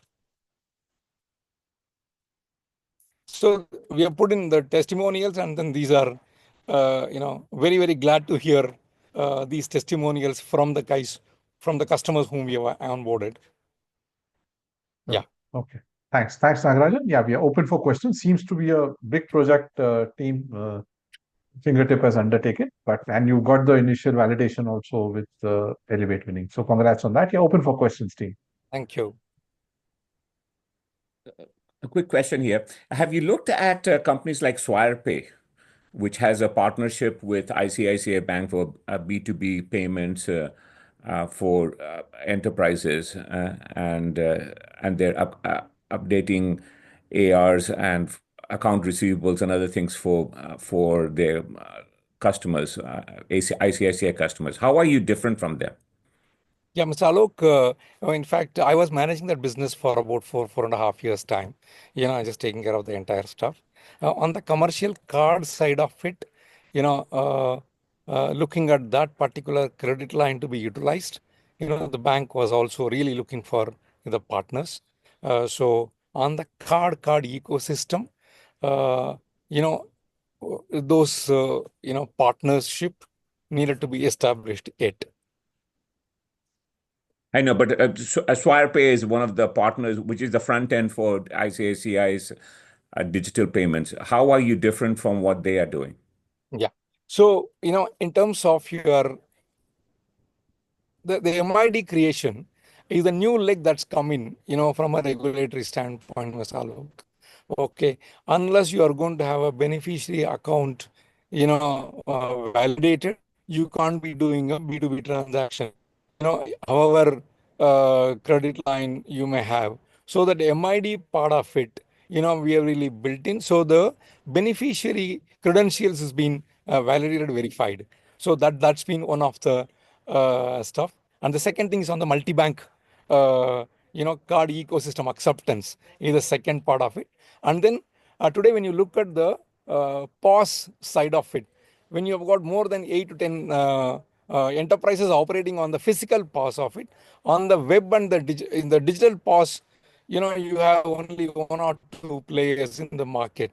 So because of the focus of every single bankers on the consumer side of it, only in the last 2-3 years time, for example, this government budget, they have announced that, we need to be promoting a 10 lakh cards for an MSME. First ever time they have really spoken that in the budget. So now all the biggies are talking about the commercial card ecosystem, along with the focus, from a regulator on the MID creation, the beneficiary consent. So we have really, created that leg. Thank you. He answered your question, Alok? Or no? Okay. Yeah.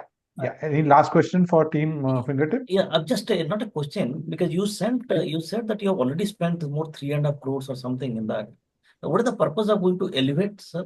Because they don't Elevate, they only give grants, and previously they used to give 50 lakhs or something. Now they don't give that much also. They give 20-25 lakh kind of grant. What is the purpose of going to Elevate? Yeah, Mr. Bharat, that's a brilliant, trigger. So more than the grant or more than the value of what we have got through the Elevate, the kind of an ecosystem support that's going to come in, for their, when we were talking to them, they themselves proactively said that, you can really pitch this. We will give a recommendation to you on the KSDL. We will give a recommendation to you on the, the other MSIL equivalent.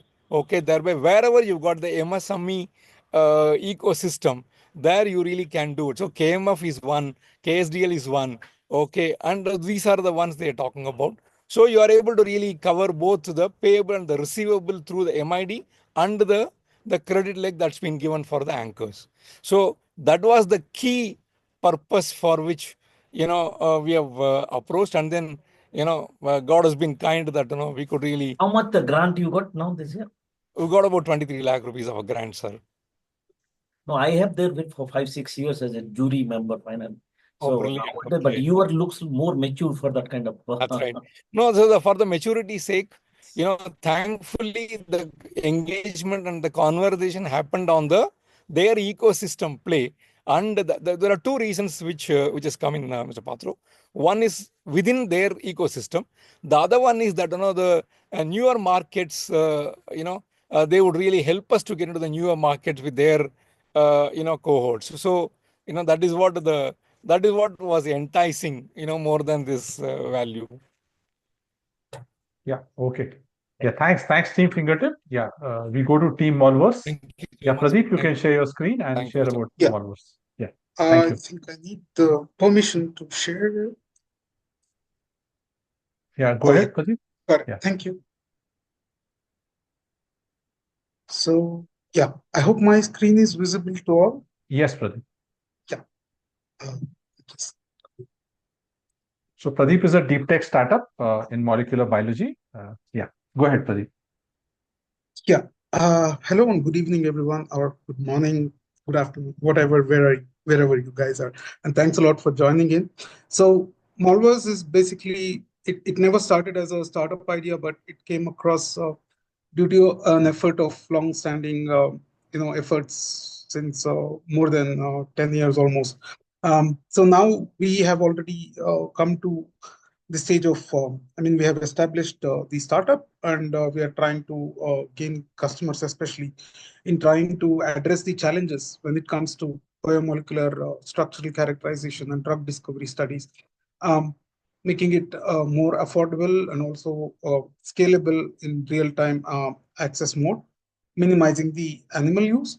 And our innovative approach not only transforms the landscape of how the whole process has been for 7 to 10 decades now, but we are also trying to address the critical challenges in dealing with the global healthcare challenges such as antimicrobial resistance, cancer, which are UN, SDG goals and also WHO goals. So briefly about the team, we are right now 6, one onboarding. We are all a combination of technocrats and management with about 7 to 15 years of experience from the core team, and also about 2 to 3 years of experience for the both the team lead and the business development lead that we have. So we have been we also have we have been a cohort with the Atal Incubation Center, DHub, in Hyderabad, and we have already lab space for plant proteomics and pesticide studies in Vienna, and invitation from MIT Nano for the next level MVP and prototype developments, and finalists with EMBL, EBI, and also the IKP or seed funding scheme from Bharat. Having said that, we have also been invited across the globe from USA, Europe, and also now in Japan. We have been to the Tech Festival and also been award winners at European Molecular Biology Laboratory in Heidelberg, with a strong background of advisory and mentorship network. With having said this, in the coming weeks, we have engagements with the Fairfax Economic Development Agency in Virginia, USA, Northern Ireland, and also Finland. So let me come to the problems. Basically, it's the long-standing inefficiencies in multi-omics data and also the structural biology studies led for drug discovery. One classic case is of hydroxychloroquine and chloroquine, which are the anti-malarial drugs, which were also delisted by the FDA a couple of years ago and was promoted as COVID drug. And why these things happen is because of one, this is a repurposing strategy, because there is not enough information available about how the virus is evolving, the spike protein is, and so on. Given that our cellular system is a soup of billions of molecules and 10 power raised to I don't know how many kind of dynamics that happens and events that happen every second, right? So these are really high cost efforts to study, and that is what exactly slows down the crucial approvals and takes several decades, if not few years, right? And also now in the AI era, most of the models struggle or depend with the repositories in public databases, or they have to rely on bias data and flawed validation metrics. So these are some of the challenges, and also the interoperability when it comes to clinical setting and the laboratory setting. So this is essentially what we are trying to do, and also bring in reproducibility and certainty into the entire pipeline. So one other problem beyond the structural omics that I discovered is towards the precision medicine and the gap between FDA approval. So these are 3 areas that we, back and forth work in, and essentially enabling the clinical trials and testing for FDA review process.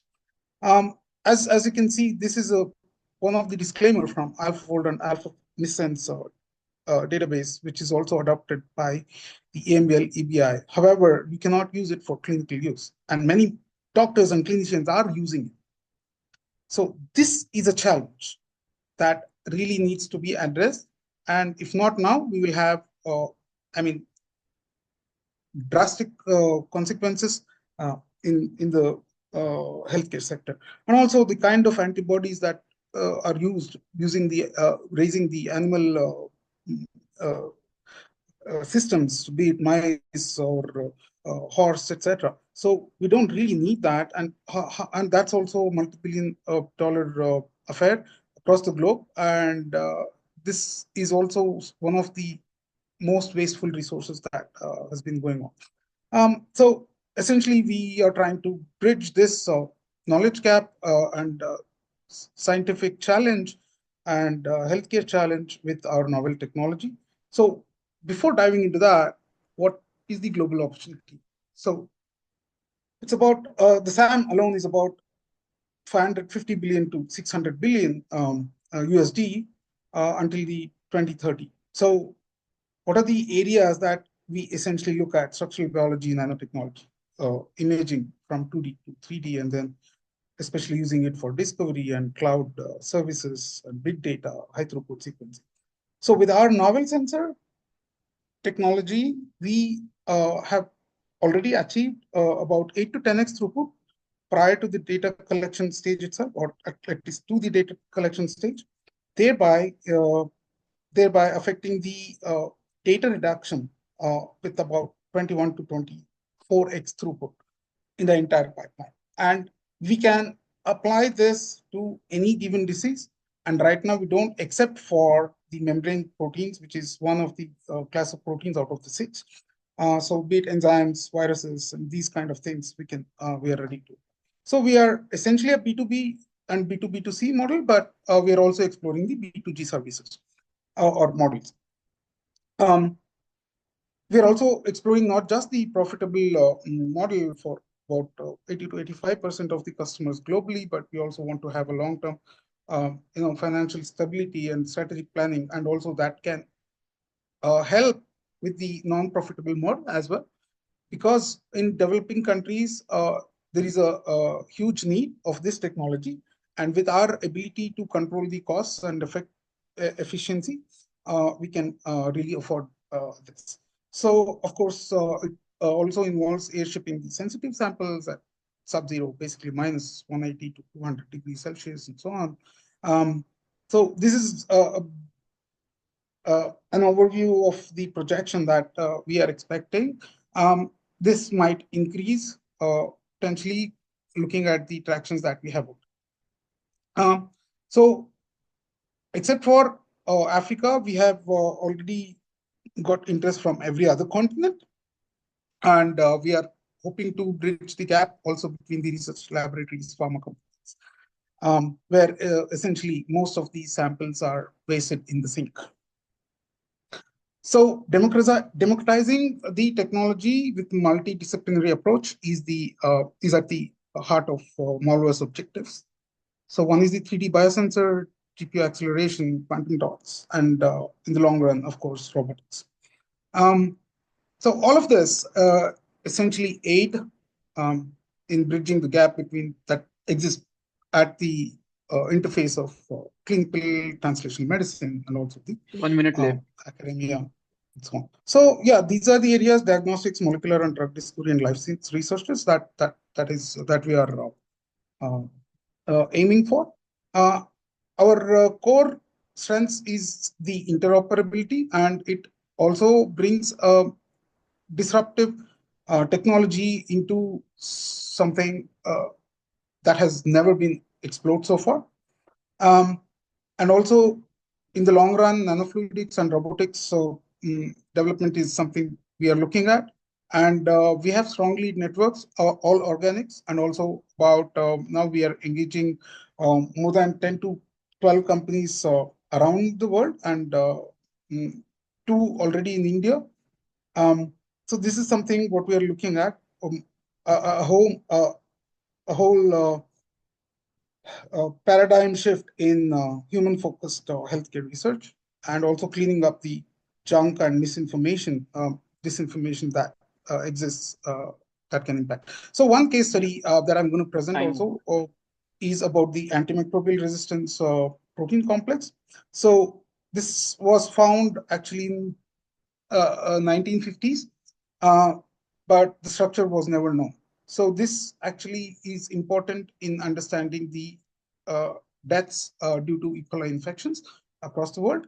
And so since 2008, the effort was already on, or also much earlier, but eventually what happened was from 5 different countries, and now with the Chinese group and also the Google DeepMind's AlphaFold, I mean, all of the efforts have been wrong so far with what we have seen. And these kind of bias is what leads to challenges. And this test case is from Chinese Academy of Sciences with about 8,000 movies and 300 kV time, and the modeling using a combination of X-ray crystallography and AlphaFold. So what Molverse has shown is this is only one set of the final structures that we have, and the work is also ongoing. With just about 710 movies, we have the complete unbiased or near-native structures of the pentamer, the subunit for the restriction endonuclease, and also the methylation complex, and also the dimeric one, which was never shown before. And the also the difference is huge when it comes to the AlphaFold and the ones that we have, and one other repository or server-based approach. So traction and area of customers of interest. So this was the plot or the distribution that you look at is from 530 plus respondents. So these are the areas of distribution that people are interested to get our Pradeep, we have to services. conclude in 10 seconds, 10, 15 seconds, if you don't mind it. So we have traction from several companies, as said, and also from UKRI and GlaxoSmithKline UK asked us for technology buyout, Australia, South Korea, and we're asking for about more than 3 million USD and one like-minded angel investor for global investment without the equipment. And we are till now family and friends funded with also some debt of totaling 1.5 crores since November 23 and also some before. And we also declined the offer from Antler Singapore. So yeah, this is a bit of a competitive landscape and where we can all conquer. Thank you. Yeah, thanks, Pradeep. So it is deep tech. It is quite technical, but I like what you're doing, Pradeep. It seems global, right? So congrats on that. We are open for questions from team. Hi, Pradeep. Preetham here. You mentioned traction. Could you just expand a bit more on that? Sure. Yeah, sorry, go ahead. Yeah, sorry, did I interrupt you? No, go ahead. Right. So, I mean, I came back in 2023 to India just to do this, right? I mean, until then, for 15 years, I was in India. One of my co-founders also since 2015, he was there for a while. And all of this, we tried to do this in India only because after we gathered enough traction there. And because I didn't take up the citizenship there, I just wanted to do it from India. This is the effort that we want to do from here. So we also have the, already business visa for Europe. So getting or catering to these, companies like Axam in Italy or Roche and also Abway. I mean, there are several in Germany and Switzerland as well who have shown interest. So also the European Innovation Council has been very pivotal in and supportive in helping us to navigate with different developing countries as well. And yeah, so this is what it is. Yeah. No, but to clarify, you don't have any paid POCs as on date. You plan to sign any paid POCs using that? Yes. Okay. So we are now in talks with Axam and also in India, Karkinos, especially, and South Korea. We have about 4 to 5 sample requests. So these are the people who we are trying to work with. We are already in the questionnaire and finalizing the pricing stage. Okay. Thank you. Yeah. Any last question for Pradeep? No. So I know it's technical. So for the panelists who are rating, you can do your best to rate, or you can put NA also. We'll give the benefit of it. In fact, we have a domain expert in my friend from Mestastop, Yeah, Yeah. Arnav. So Yeah. he's not yet got time to do the one-on-one, but he'll be the key decision maker as to how we move forward with this project, Pradeep. Yeah. So he's traveling now, but we'll arrange that one-on-one review with him and conclude. Right. Perfect. Okay. That's going to be Thanks. Yeah. Thanks, Pradeep. Thanks. Thanks a lot. So we go to the next pitch for today, which is Team Billingfast. Over to you, Kumar. So Billingfast is under evaluation from VIP. They are a retail operating system, again a fintech. So good, we have a fintech theme, and it's open for questions from even the startups who presented. Yeah. Over to you, Kumar. All right. Thanks, Girish. Yeah. Right. Turn on your video while you're presenting. Yeah. Good. Yes, we can see you, I'm Kumar. good. Yeah. Yeah. Go ahead. Let me know if you can see my screen. Yes, we can see your screen. All right. Hey guys. I'm Kumar. I'm here to present you a multi-billion-dollar market opportunity which lies hidden in India's retail ecosystem. Right? Do you know in India's it's like $80 billion retail market space which is still operating on pen and paper and which has no insights about the data and the kind of inventory they have. So which brings to a solution which is called Billingfast. Because we realize this is not just an inefficiency, it's basically an invisible economy which is hidden in India's retail marketplace.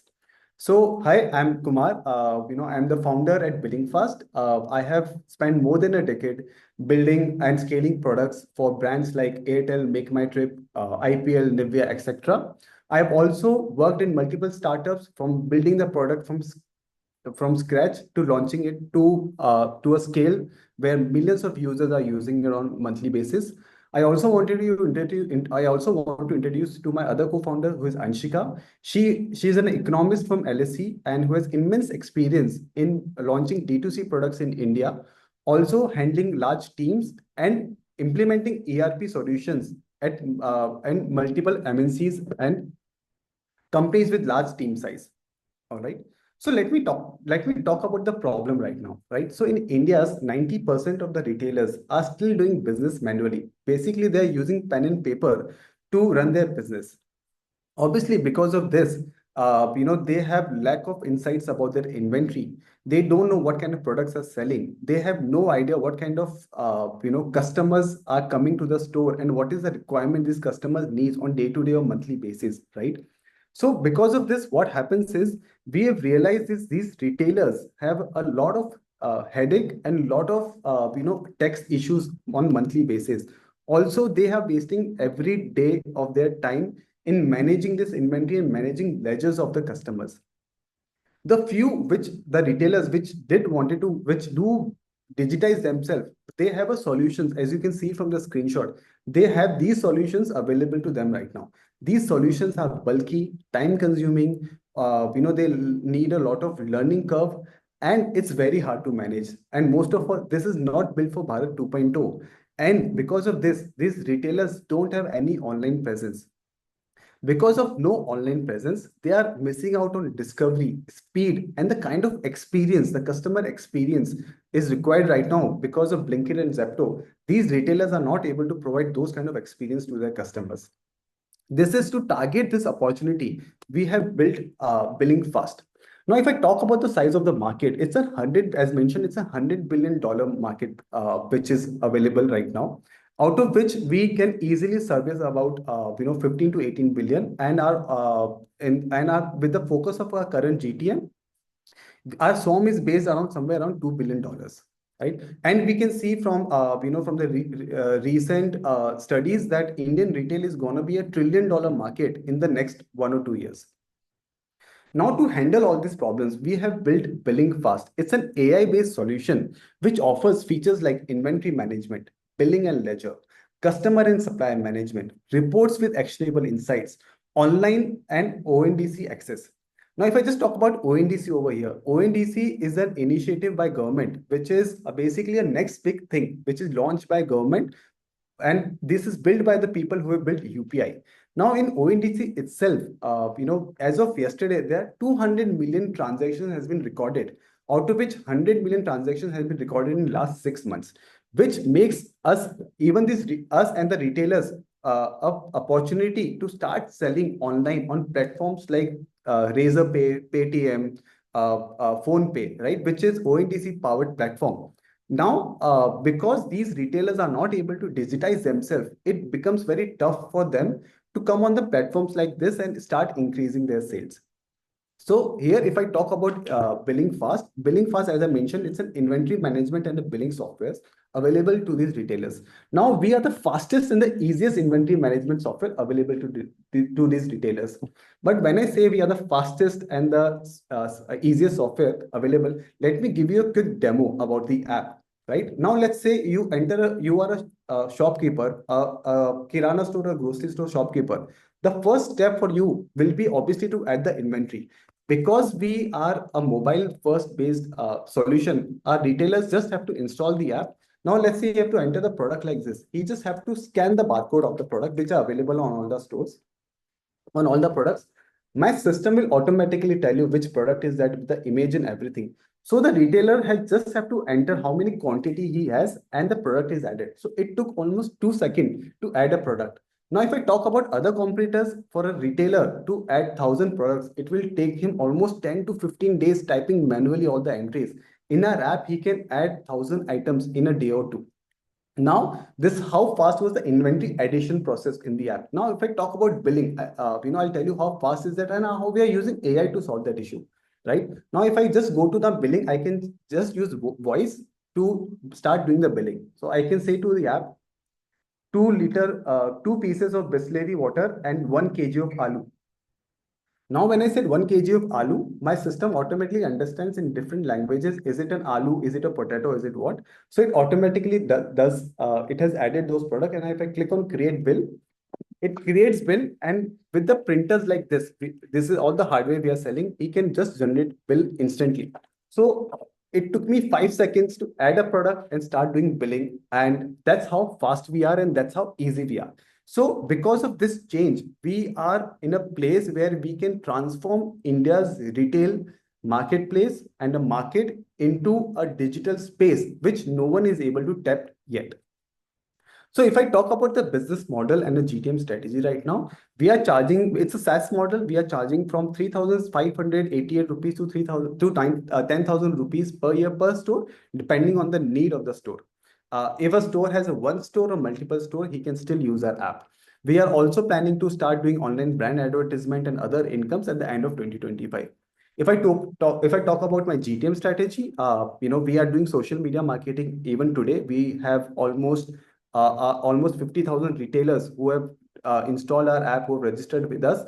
They have come from referrals or by watching our YouTube or Instagram videos. And again, this 50,000 retailers which you've onboarded, these is done without any. This is with zero customer acquisition cost and no marketing spend as of yet.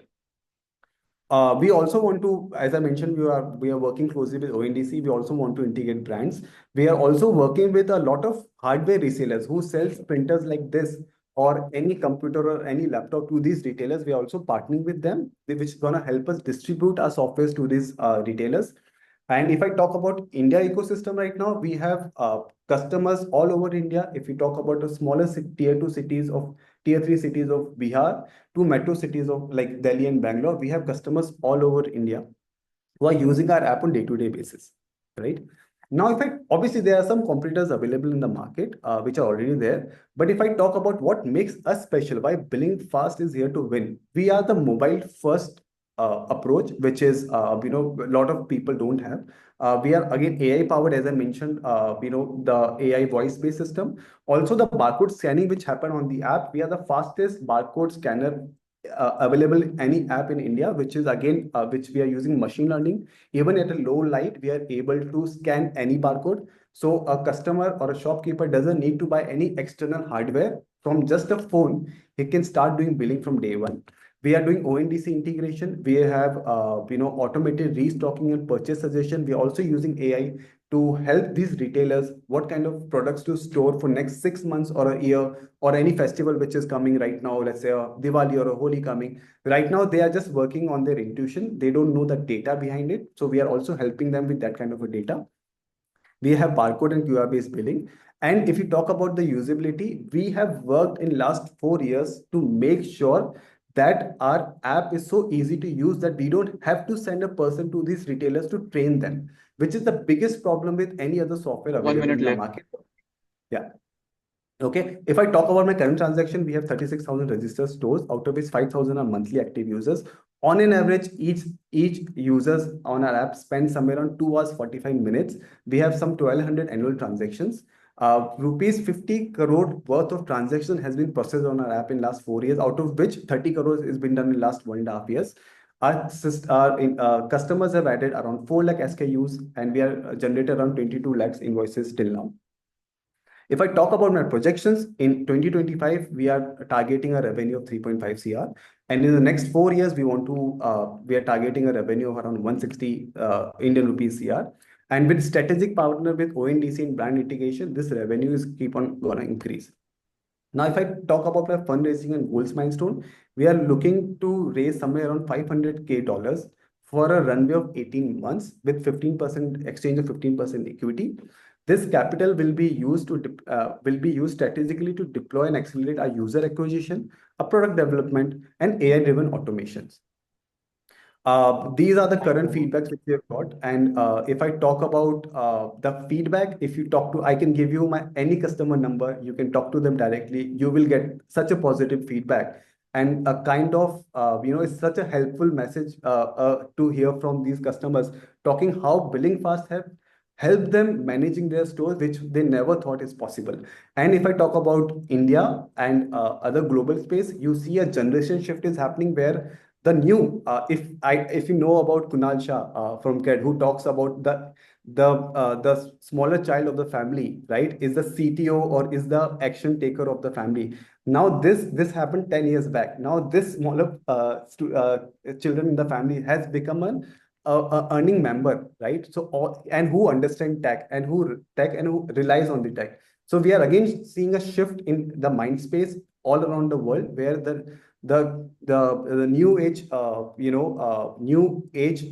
member of the family is now handling the stores. That's where we see a rise and use of Billingfast in each and every retail stores around the world. Thank you. Thank you, Kumar, and good presentation. Yeah, we're open for questions.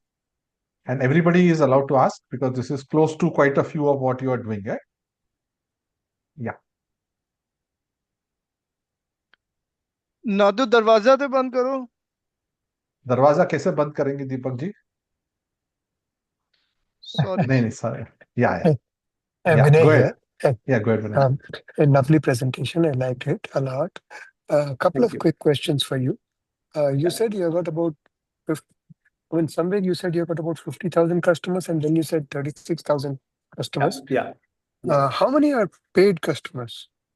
Yeah, so basically we have reached to somewhere around 50K retailers, who being the initial customers and everything. But out of which 36,000 are actually using our app on day-to-day basis. But if I talk about subscription, we have 1,200 annual subscription because we started our premium 1.5 years back. And out of which the initial set of 1,000 retailers, we have given our app to them for free because they were initial users.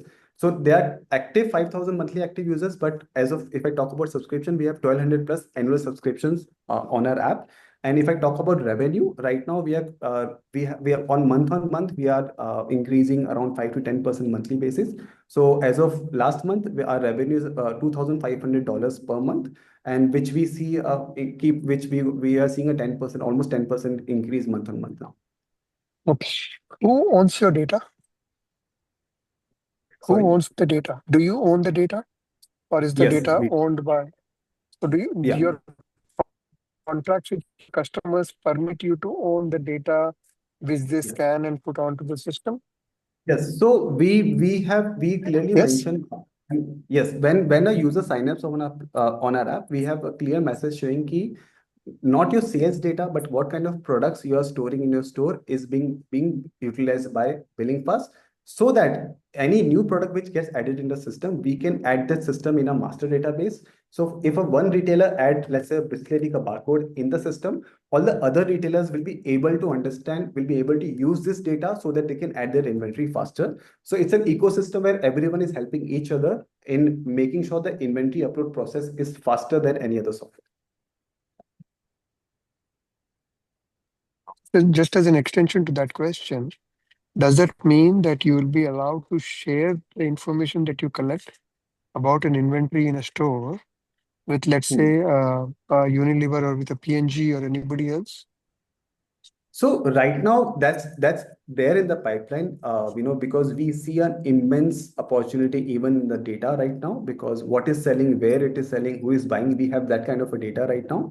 We have right now not thought about how do we communicate this with the users, because we are not reached to that point as of yet. But yes, we want to do that, and obviously, working with leaders and getting their feedback how to implement this is something which what we're looking for right now. Okay. Last question for you. Why is it that you're not looking at EOQs or predictives on inventory as part of your roadmap? Yeah. So basically, it's we have already implemented that system, but we are in the testing phase right now, where what future forecast gonna be and everything. So we have already finished working on that. It's in a testing phase. So I think in a month's time we're gonna go live with that. So that's why it's not there in the future thing, but since it's already been implemented. Okay. I didn't see that in your deck, so maybe I missed it somewhere.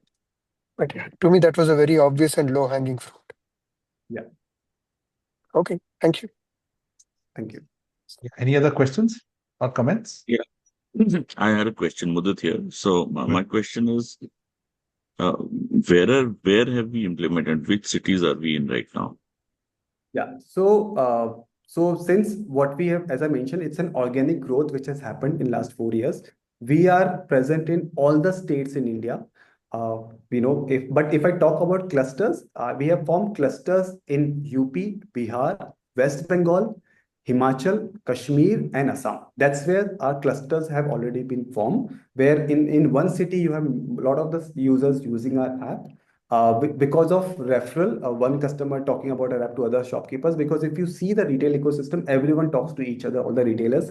So the moment they see, oh, this app is nice, they start talking about our app to other retailers.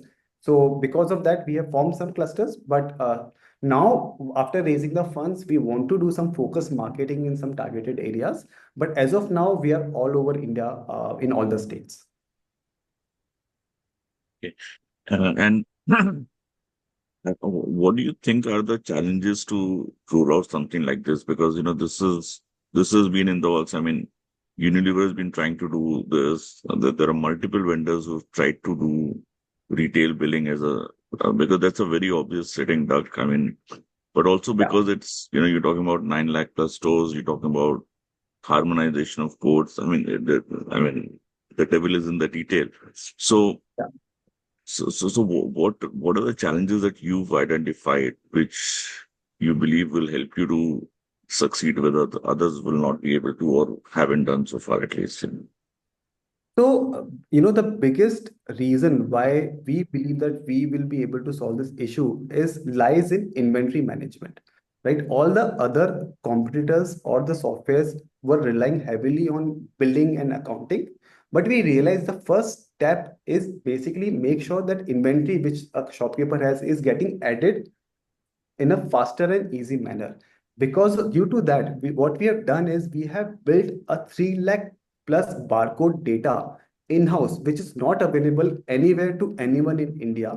Because of that, as I showed the demo, these barcodes which are available on the products, they just have to scan and my system tells you which product is that. Now, if I talk about HUL, yes, HUL tried to implement this, but in their system, only HUL products were added. But in a store, only 5% of HUL products. If I talk about grocery stores, only 5% HUL products are available. 95 they still have to add manually. Since it's such an entry barrier for a retailer, because the moment he thinks like, oh, I have to add so much data, he just gets a thinking, okay, I don't want to digitize myself. But the moment he realizes, oh, it's so fast, and we have done a lot of innovations in the app. Even if you don't add a product and you're doing billing, my system will automatically add that in your stock and remind you later that this was added, the stock and everything you have to adjust now. But we have done a lot of innovations, because what we did for 1 year, me and the other co-founder, we were sitting in the retail store, using our app on day-to-day basis, doing billing from 10 rupees to 1,000 rupees ka bill. and making sure that each and every order and inventory management is being done through our app, because of which we were able to reach to so many users and started getting positive feedback, because it's so how easy to use this is. We also got a buyout offer from companies like Pharmart and Tele Accounting Software, which was 2-3 years back. But we wanted to, we were so sharp focused on making sure the product is usable. We were also in a trap where we built a product, no one was using it for a year and everything. And that's when we sit in a store, and that's when we realize each and every pain point a retailer has. And even now, Kumar, is there any IP that you have which will prevent anybody else to do that? I mean, this is such an obvious thing that you're doing. I'm wondering why are the others not doing this? We believe that because a lot of these products was built sitting in an office. I think that's what we did initially also, and we were not able to solve a lot of problems. I believe that's the thing. But in terms of IP, as of now, we have not done anything. But if someone can help us how to do that and everything will be really great. We would love to do that. Yeah. Thanks. And thanks, Kumar, and again, good presentation. Yeah. So we'll go to the next presentation for today, which is Apto. Yeah, over to you, Deepak. So Deepak has built world's first AI software engineer. I'm happy to share that he's a part of VIP and already pitched to marquee VCs in India and maybe US soon. Yeah, over to you, Deepak. Turn on your video while you're presenting, Deepak. You have 10 minutes to present. And Stephen, we love your feedback on this, Stephen. Thanks for joining, and we love your feedback on Apto.ai. Welcome. Hey guys. Hey, thank you very much, guys, for first of all, I'm really apologize. I couldn't, I thought I was on mute, but I wasn't. No So issues, no issues. apologize Okay, for that. turn on the video. My video is already on the another side screen. Okay. Fine. Go ahead, Deepak. So let me know if you can share my screen, see my screen on this. Is my screen visible? Yes, Deepak, it is visible. Right, great. So I'm just introducing Apto.ai.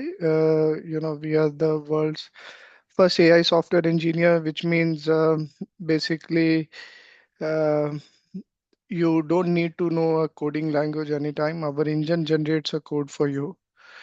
It's not only generating a code for your web, Android, iOS apps. It will also test the code, designs the database for you, version controls the code, deploys the code, and maintain after deployment. Right. So a quick introduction for us, we are using extensive GenAI interface to write a code to manage this code and get the version control to we says is a version control, deploy it on AWS and any prem. So which is like whether it is on your Google Cloud, Azure, or on your on-prem also, you can deploy the code there, which actually means that your IP belongs to you. Right. So our company has a combination of a no-code platforms and GenAI interface. So unfortunately, we comes under the category currently in low-code or no-code category. Slowly, we are moving to the agentic AI category now. But this name, the world's first AI software engineer, is not what we are quoting. It's all about our client has given that name because they have seen extensively profitability from this platform when they were using it. It's more about a team. Prashant Kapoor and me from India, we have started this platform. And then Bjorn and Arun are from UK, who is managing our business in outside India. So what is a problem what we are trying to solve? We are trying to solve a line by line complication problem, which is one of the biggest problem, even though for the enterprises, for a small business scale, from system integration, for startups like Rihanna, for anybody you name it, they have this problem.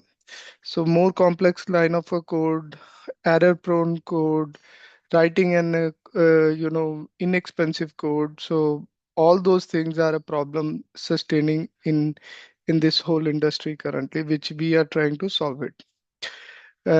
We have Canvas, where you will give you the drag and drop and train you on the system and let everything manage it by the system itself or the platform itself. So you can write your complex business logics from the interface. You can develop a database, and it generates a code and deploys the code, which actually means the system will give you the downloadable, editable, readable, and deployable code for you, right?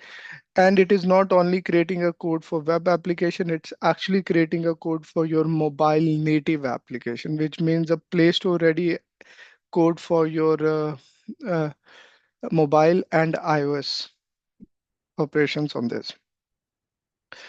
Right, so this is a small comparison what we are giving it, like Chat GPT for the code snippet and all, and those are the basically a code snippets in this industry where you still need a somebody who knows the coding and all, where we are saying it will write a full stack code for you without even knowing a single syntax of a coding on that. This is our strength. We are end to end generating a code application, 100% deployable code. The code is currently written in React.js, Java, and React Native for you. So you can even, that is why we say is a readable code. It's not a patented code. Editable code, which means anybody who knows the Java or React.js as a language, they can go download the code and change the code accordingly. All right. So then there are a lot of opportunities for the clients we are having. We can remove the developers, having a chat interference, but we are planning it to make it where you will just have a chat with the system and says, I wanted to have. I'll take an example of a POS system. What my friend has shown it. So you can just say, okay, create a POS system, and he will continue developing those applications for you using the AI inbuilt AI engine on this. Right. So this is a small product overview. What we are having it, as I said, features we are having auto versioning, smart caching, auto deployment, and the best part is the system will also help you. It also generates a dashboards for you or a reports for you, and which will tell you, okay, you may require this kind of a reports for your application which you are trying to create it. So your thought process is more about what you want to create it than whether if I'll create this, what should be the dashboards and all. Right, so you can create any kind of plugins. We have a lot of agentic AI plugins into that, which is like location intelligent, multilingual, CMS, IoT, OCR, IVR, offline mobile application kind of a thing. You can build it on the platform. As I mentioned, it is a one-touch deployment to the AWS, and on-prem it will be anything like hybrid cloud or anything you can build it on. So our goals are go to market has been for the SIs who are using our system. Basically, they see that their go to market, the product go to market is 40% increase. Their consulting firms are saying they would be able to get the 30% faster the product to the market. Enterprises are actually using and saw extensively benefited from this product. So how we have it, we have a multiple plans like a single application basis enterprise and a enterprise plan of our services. These are our partner companies, those who are using a couple of enterprises companies, Infosys, Wipro, Accenture, Birlasoft, Virtusa, Capgemini. We have a CMS. We have currently Purple Finance, and lot many companies are with us who are actually developing this app.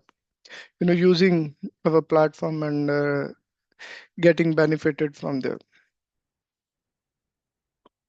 This is our growth. We have almost like in last 2 years we touched 1.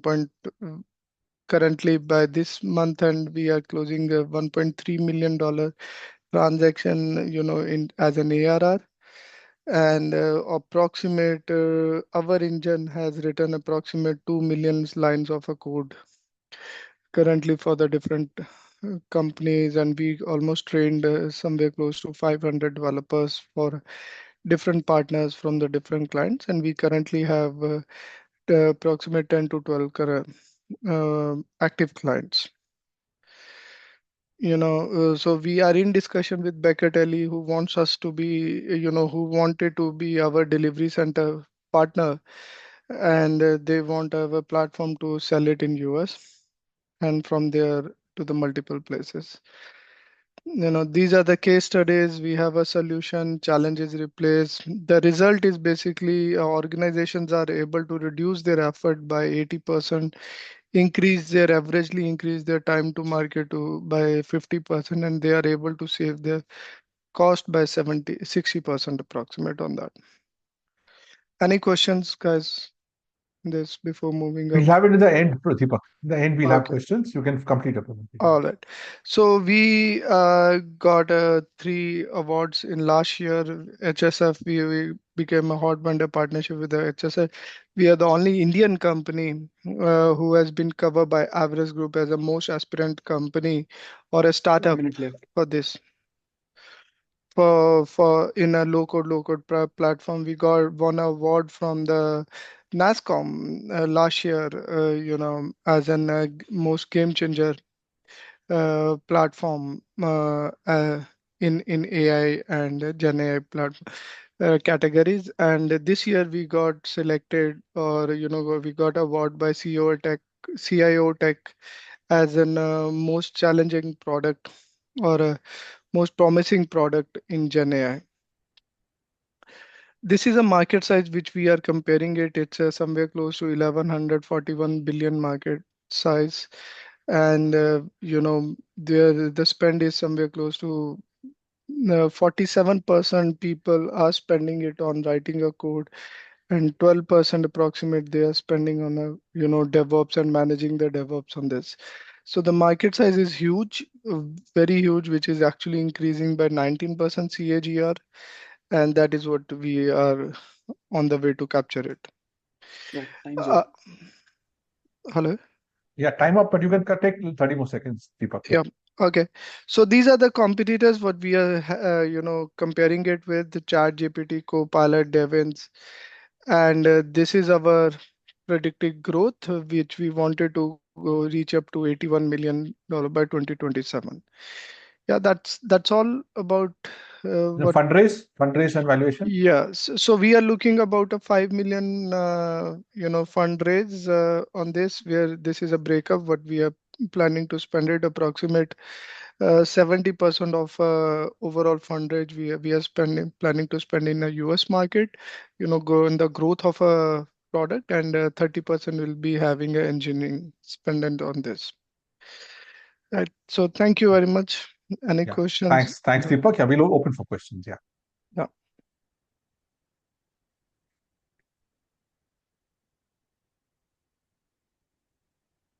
Hello, Deepak. Hey, hi. Thank you for your presentation. I had a question for you to kick off. How much have you and your partners put into the business to date? Sorry. How much have you bootstrapped till date? How much have you invested into the startup till date, Deepak? That's the question. We are bootstrapped. How much have you invested? The bootstrapping, how much have you put in? So we can say we spend a lot.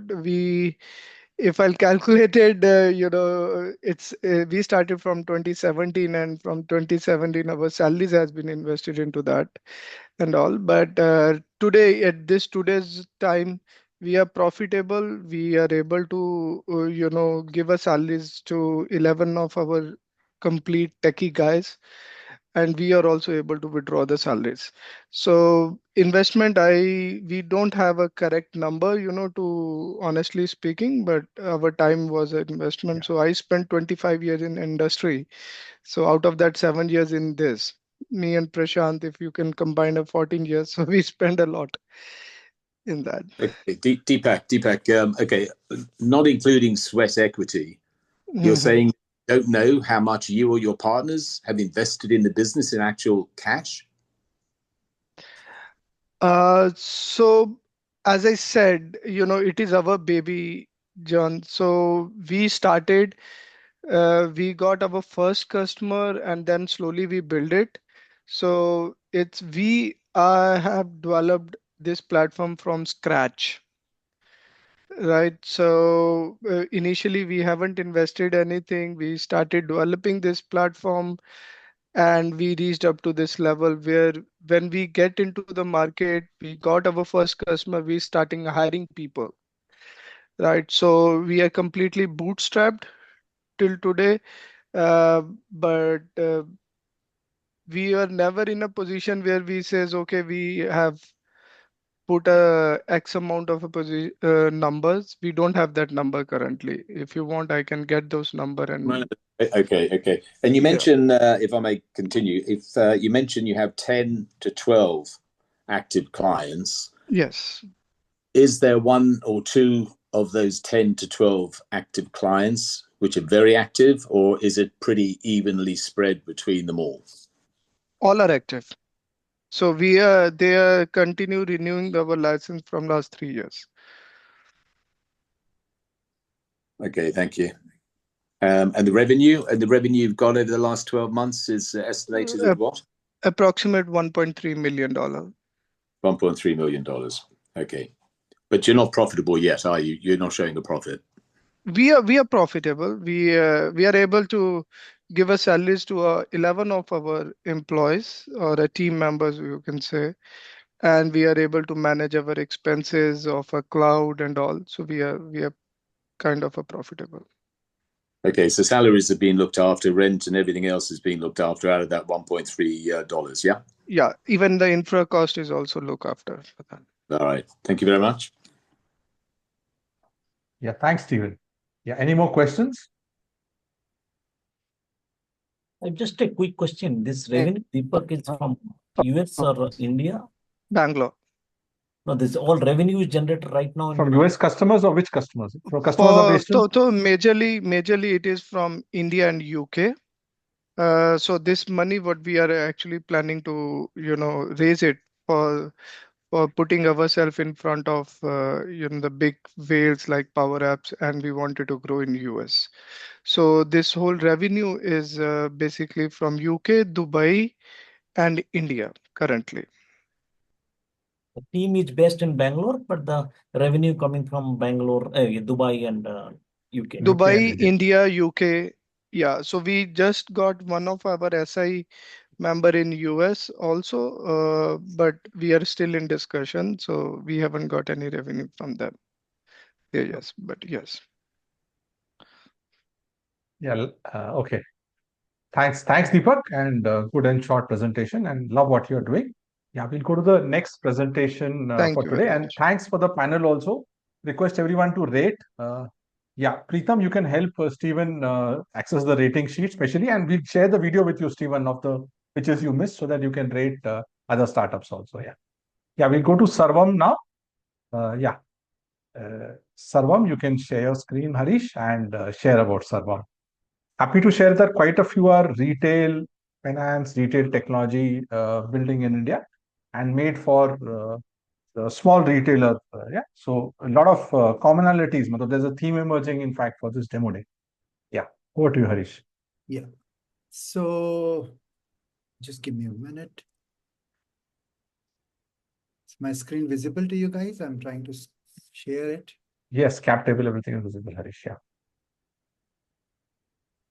Yes, Harish. Perfect. So thank you, everyone. After so many pitch, I'm sure you must be tired, and a lot of commonalities there. So I'll try to skip as much as possible. If you have any questions, maybe we'll take it up mostly in the question and answer session. So Sarvam is a Sanskrit word, and the vision for company is to organize the unorganized using AI. Now, this thought started around four years back when AI was in very nascent stage, and we have experimented a lot on the things, and we are still in the journey, and we believe that the lot can be done on this. So what is the thing? We are building a voice ERP because when we talk about nano businesses or SMB, one of the biggest challenge for them is to learn technology, use technology, cost of technology, everything is around that is the challenge for them. And we believe that voice would be the interface which world will be using it. And why that? Because 64% of the messages which are sent on WhatsApp in across the world between the new users who came in last 2-3 years are voice notes. That means these are the people who came from the larger part of the pyramid, and they want a simple, cost-effective, convenient system to do their things online, offline, and they don't want to have four different things. And when we are talking about the nano businesses, I can be selling a fruits or vegetable on the roadside, or I'm making a cookie from a small factory, or I might be giving some services, laundry services or something to people. All these are the very nano businesses. And that's the segment we want to target. And we don't want to restrict ourselves only in India. We say this is the world problem. So voice, even it should work on the other languages. And that's the main thing. About me, 25 plus years, 26 years in technology and product, work as a CTO for 6+ startup. And my co-founder is PhD in AI and ML. He detected that which stage of the cancer you are in by a picture of a skin from a melanoma type of skin cancer, which he finished his PhD in 2016-18 timeframe. And he worked for DRDO and other defense lab making hardware and software for 20 years. I come from a very humble background. My grandfather used to go house to house and sell fruit and vegetable. I did as a kid. Kashyap come from the wholesale background where, again, it's a very unorganized market, which is more like a nano businesses, which are doing wholesaling of items like, again, pulses, rice and all other things, grains and everything. And other advisors also come from very humble background with the various different experience. So we all came together to solve the problem, not only for the retail, but we thought of a nano business, which is basically can be in anywhere in the entire chain of the thing. It can be producer, it can be wholesaler, or it can be a retailer. So the market is huge because there are 200 million nano businesses in the world. In India itself, we have around 45 million nano businesses, and they contribute to the 50% of the trade in the world. And in India, because it is more unorganized market, they contribute to the 85% of the trade, which is approximately 1/6 of Indians' GDP is done by them. Now, it's as I think Billingfast has already highlighted those challenges. The similar challenges are there in other segment, which is not a retailer, but that is a huge economy which is going on in the unorganized fashion. But one very unique thing is now the payments are done digitally. And that is something which is drastically changed in last 5 years. So that means these people have started adopting technology. And we believe that at least 25% of the market can be captured. It doesn't matter who will capture it, but we believe that by 2030, 50% of 25% of the world in this segment will be using some technology.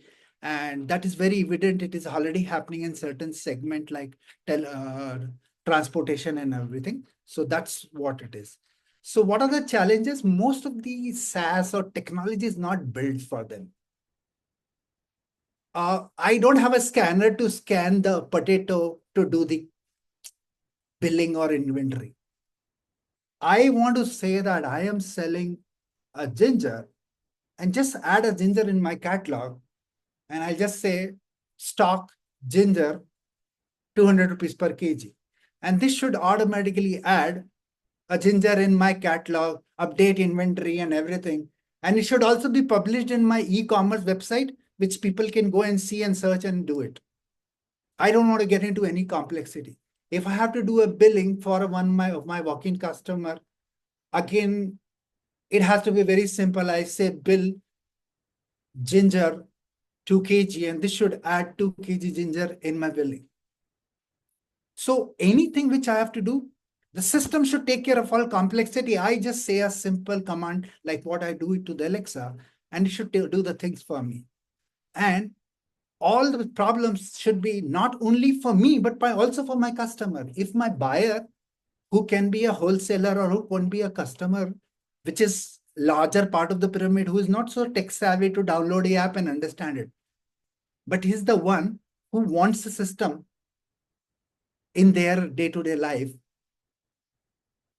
Also for B2B, B2C, it doesn't matter where we want to use it.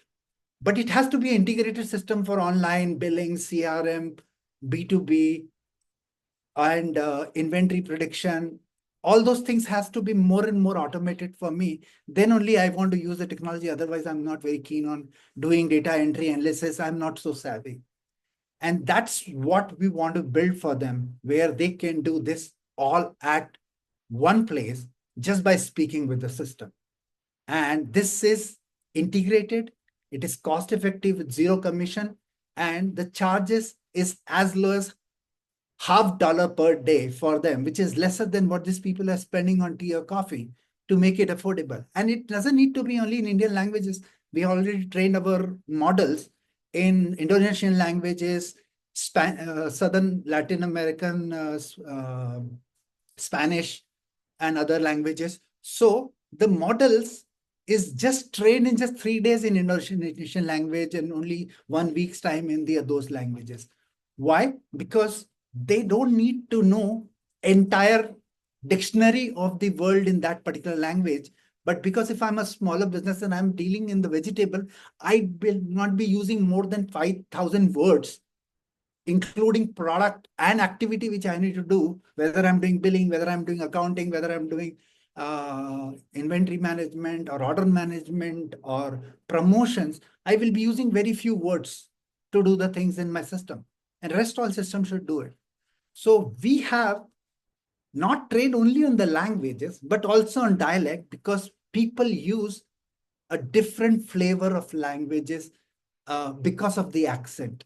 If I'm coming from one part of the country, I will call Band Gobi, which is a Hindi name. I may be calling Banda Gobi or Bondo Gobi because, so those various dialect also have to be understand, because there is a flavor of the languages which people talk. And that is specific to the person, more and more personalized in an area or popularized in particular area, which is coming from certain part of the country.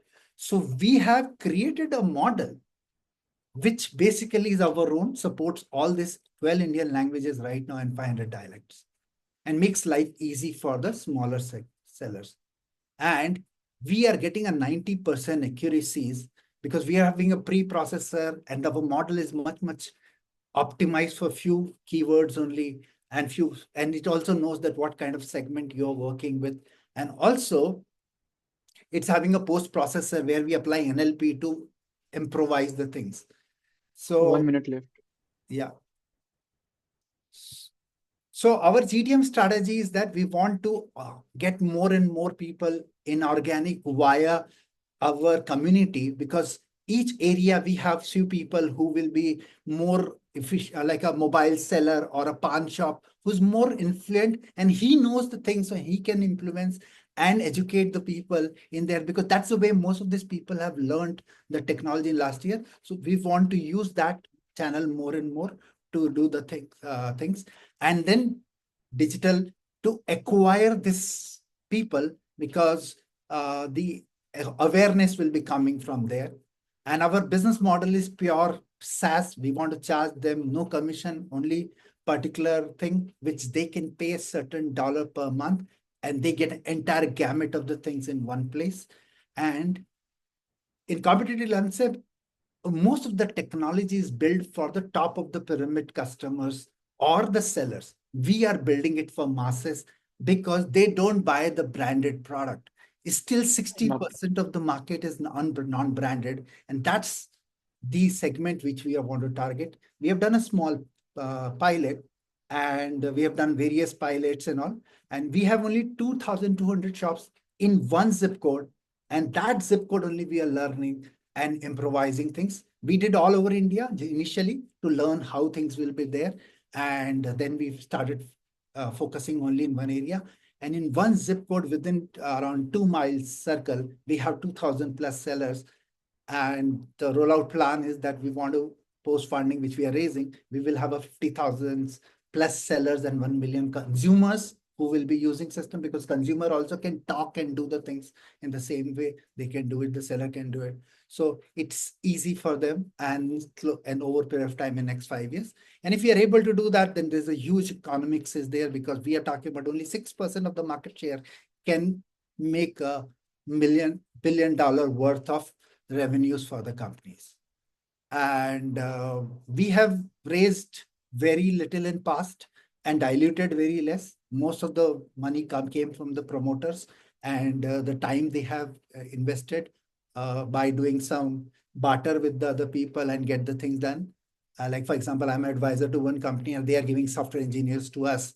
And whatever I am getting a business for them, that much equity swap, we have it in a way to do the things. So we have diluted very less, raised very less, because if you're not able to make cost-effective AI, then you can't sell it cost-effectively. So the entire model engine, we build it in 50,000 USDs, including the AWS GCP credits, which we got it from them. And that model can learn new language in just a couple of days. And it's still the development is going on. So we kept our burn very low and built this technology at a very, very low cost. So the main funding need, which we have it, is primarily to do market. And because this will be going through a channel market where it will be going through a lot of affiliate sales people who will be there, which will be doing sales for you in every area. And this is what we learned from our experience. That's the way to reach out to this unorganized, and not only even in the one country, but in Indonesia, we already have a MOU from one company which want to sell this in Indonesia on our behalf in the revenue share model.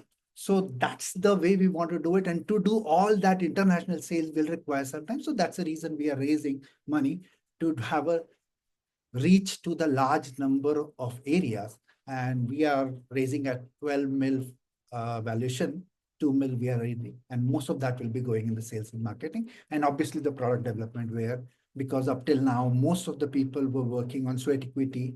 And now we want to also, 2.5 years, we've been working on this. And now we want to give salaries and other things to the people who are working part-time and onboard them full-time and other things. Yeah, Harish, we can pause, I think. Anything else, or we go to Q&A? That's all. Yeah, okay. Yeah, we're open for questions. Of the sellers who have used it, they are actual small sellers who doesn't understand T of technology. Fine, fine, Harish. Good, yeah. Yeah, we're open for questions.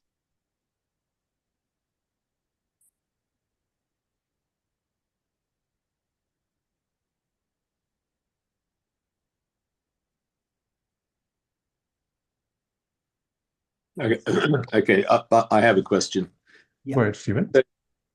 The pipeline going forward 12 months, 24 months, what are you expecting the revenue to be? Yes, so we are expecting a revenue of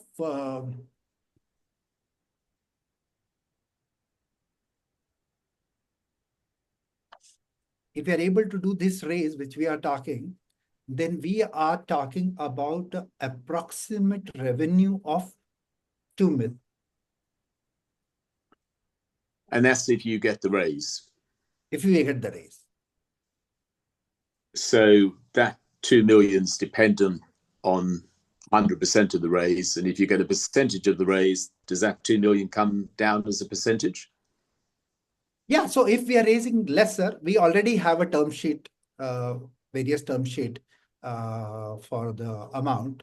but we want to go for one different model. The whatever is proposed, we are not very comfortable with that, and that's the reason we are talking to more people.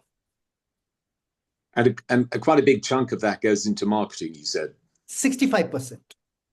65% goes into marketing. Sales, marketing, operations, because this would be requiring a lot of, just to kind of tell you, in a cluster, you have a mobile shop. Now, on an average, you will have some interaction with this guy once in a month or so. Now, this guy is a very affluent guy for teaching you technology. And we already have 3 sales guys who all got it. 70% of our customers in last 4 months. Okay. The channels which you'd be using for your marketing, which channels will you be using? So we will be using basically partners, which will be basically what we call as a companion, which is a small shop, which will be selling in that area. Then most of these people are buying items from wholesaler or distributor, which are already doing FMCG sale or some other sales for them. So those people will be onboarding. Then we also want to do franchisee model, where we already have an MOU from Indonesian company. So they will take the entire area, country, or whatever for us, and they will run the show for us on ground. But they'll be getting, no doubt, they'll be getting a fee for doing that, a share or whatever. Yeah. So they will be getting a revenue share. All these people will be getting revenue share. And what sort of revenue share are you thinking of giving them? So when we're talking about Sahib, we are thinking of 15 to 20% of the revenue, which will be going to them. And when we're talking about a larger franchisee, it will be as high as 30-35%. Okay, 30-35%. And you're not going to do any marketing on the TikToks or the Instagrams? We will be doing that. That will be basically more for the, because we are also creating a community of their own buyers. So for example, if I launch London, hypothetically, in one particular part of the London, and we have 500 sellers over there, then we also do a hyperlocal marketing to spread the awareness. So the 5,000 buyers also know that these 500 sellers are there. Because when we are talking about a common man, larger part of the pyramid. Gotcha. And out of the 65% which you've allocated to marketing, what do you think would go into TikTok or Instagram of that 60? So that will be 30% of that will be going in digital. So 35% will be going into TikTok and Instagram. Not TikTok. The world runs very differently in the different part of the country and different geography. So depending on geography, we will be using one of those partners. TikTok is banned in India, Stephen. So that's why TikTok is not popular. It's more popular in US. Yeah. Just to give example, we have used Meta ads for only last few days, and we got 5,000 users, and each user acquisition cost for us was only 50 paisa, which is how much? 1 cent. Wow. Yeah. Well, I wouldn't mind advertising for 1 cent. Yeah, so that is what I'm trying to say. This community building is a very unique proposition, the way you do it. And when we are talking about world, it will be different in different part of the country. Different models will be used. For example, different platform will be used. In Latin America, it may be different model. Maybe in Indonesia, it will be different. In Africa, it will be different. Even 30% of the retail is still done by nano businesses, even in the Northern America. Gotcha. Thank you very much. Any more questions before we go to the next pitch? No? Okay, fine. Thanks, Harish. Yeah, we'll go to the last pitch for today. And thanks everyone for being patient. I know it's a long day today. We started at 5. We'll be finishing at 8, so it's 3 hours. Thanks everyone for your patience and listening to it. Yeah, we'll go to BArm.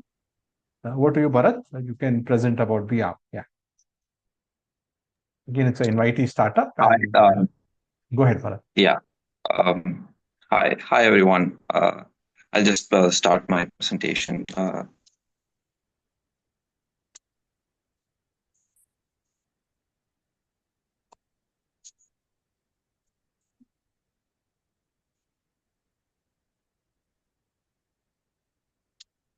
So Bharat is into medical devices. It's a medical technology startup. Is my screen visible? Not yet, Bharat.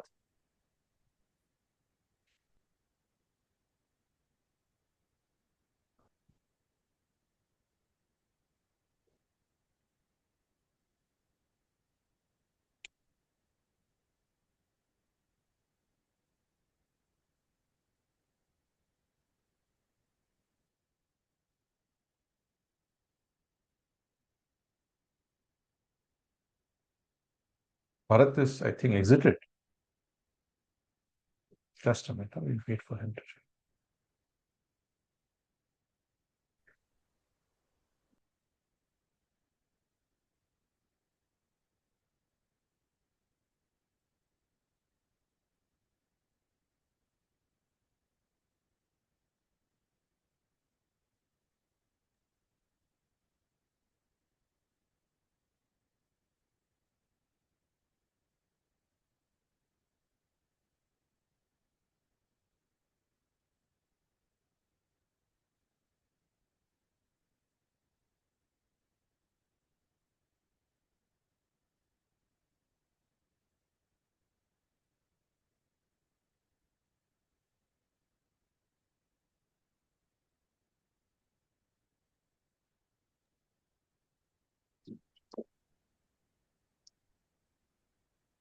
Rish, he's in the room, right?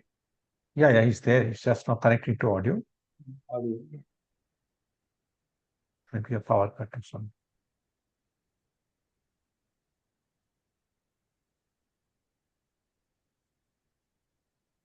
Hi, sorry, I thought like I think the network got disconnected.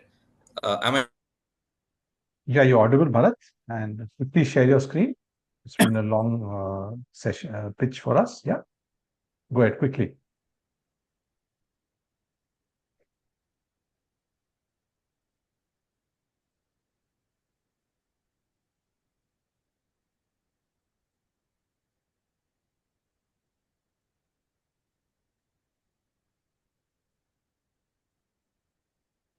Yeah, I think Bharat is Hi, having network. sorry all. Like I had some issues with the laptop. It got disconnected and crashed, so I had to connect through my mobile. Hope I'm audible now. Yeah, you're audible, Bharat. Yeah, sorry, just give me a minute. Just sharing through my phone. Go ahead.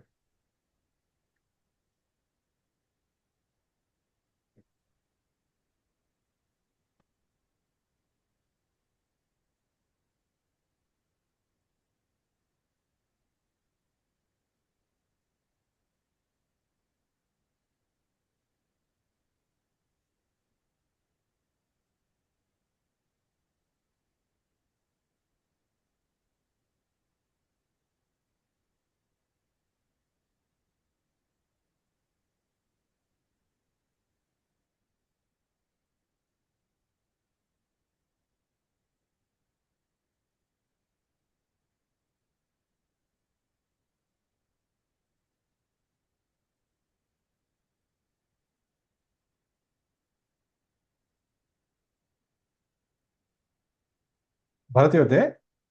Yeah, like I'm just opening. It's saying the file is corrupt when I'm like opening the Bharat, file. we'll do it next time. We'll do it next time, yeah, because there are a lot of people waiting. Yeah, no, I think I just got it connected right now. Yeah. Fine.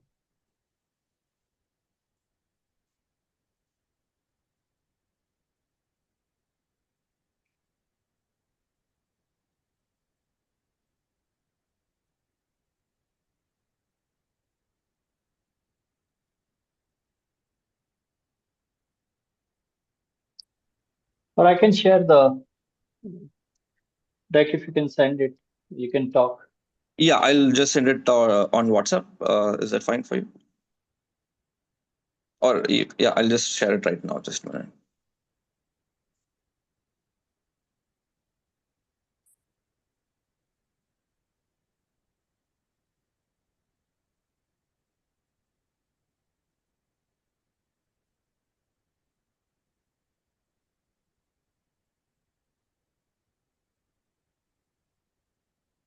Without the pitch, you can talk through I'll also, I think. Yeah, don't waste too much I'll just time. send it to Rajesh right now.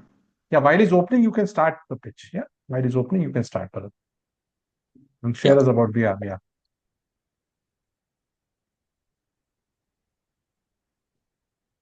So basically, BArm, we are India's growing D2C and vertically integrated manufacturing brand in home medical device segment, which is consumer medical device segment. And so we have been in the business for like about 4 years now, and I would just like to emphasize on vertical integrated manufacturing, which is controlling the entire production and supply chain processes from end to end, from end consumers till many parts of the manufacturing processes, and even some parts of raw material are being done in house. So we are tapping into a $59 billion global home medical device market. And the current scenario in India is basically we are importing almost like 80% of the medical devices, which is at 72,000 crore every year. And I think now the screen is visible. Yes, Bharat. If you can turn on the video also, it will be best. Yeah, sure. Yeah, Bharat, go ahead. Yeah. So next slide, please. Like the current scenario in India, like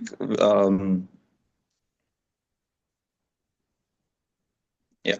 So India imports like 80% of its medical devices at 72,000 crore every year. And by 2030, it's projected to reach $50 billion with the CAGR of 18.6%. Next slide, please. So why did we get into this? Like D2C and vertical integrated manufacturing in consumer medical device space is a nascent stage in India, and several life-saving products are not available in India. So with 80% current imports, it provides an opportunity to be the first mover. So what we do at BArm, like what is our business model? We are D2C and e-commerce of our own branded home care medical device product. And we do have like in-house R&D and manufacturing of innovative medical products. We also do local manufacturing of some of the best-selling imports.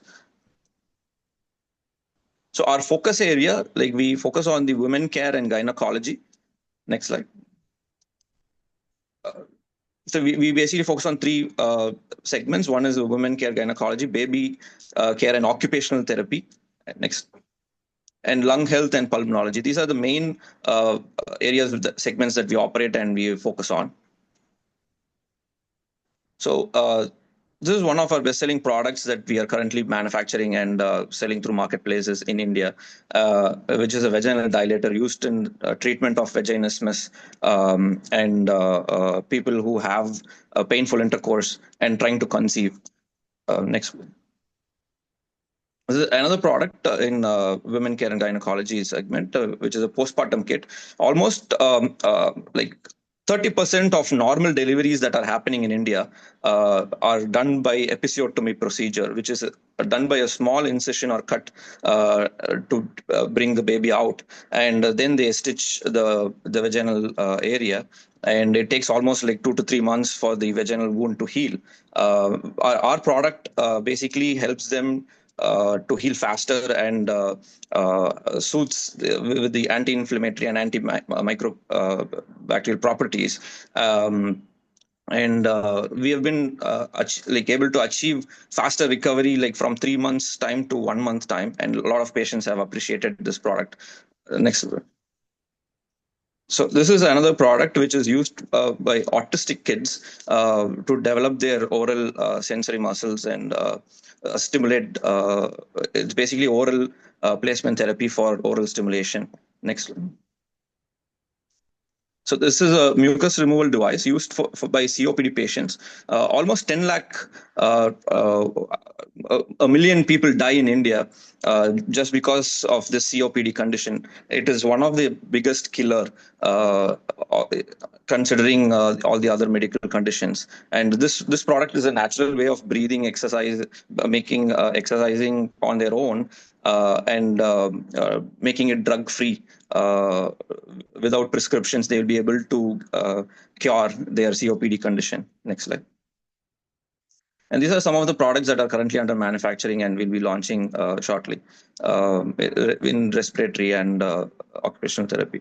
We have received 5+ patents in design, and utility patents also are in progress. Next slide.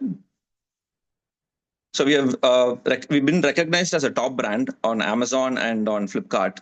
And next slide.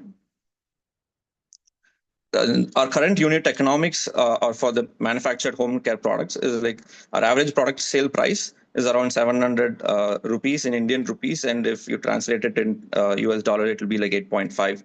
And we achieve a net margin of 40%, which will be like around $3 in US dollars. Next slide. So very efficient and optimized marketing. So we are very frugal in terms of spending and in marketing. The ROS, which is the return on ad spend, which you see in the bottom, is 14.1x, which means that for every $1 we spend, we get $14.1 back in return on ad spend. Next. China is actually currently the leading exporter globally for home medical care products. Next.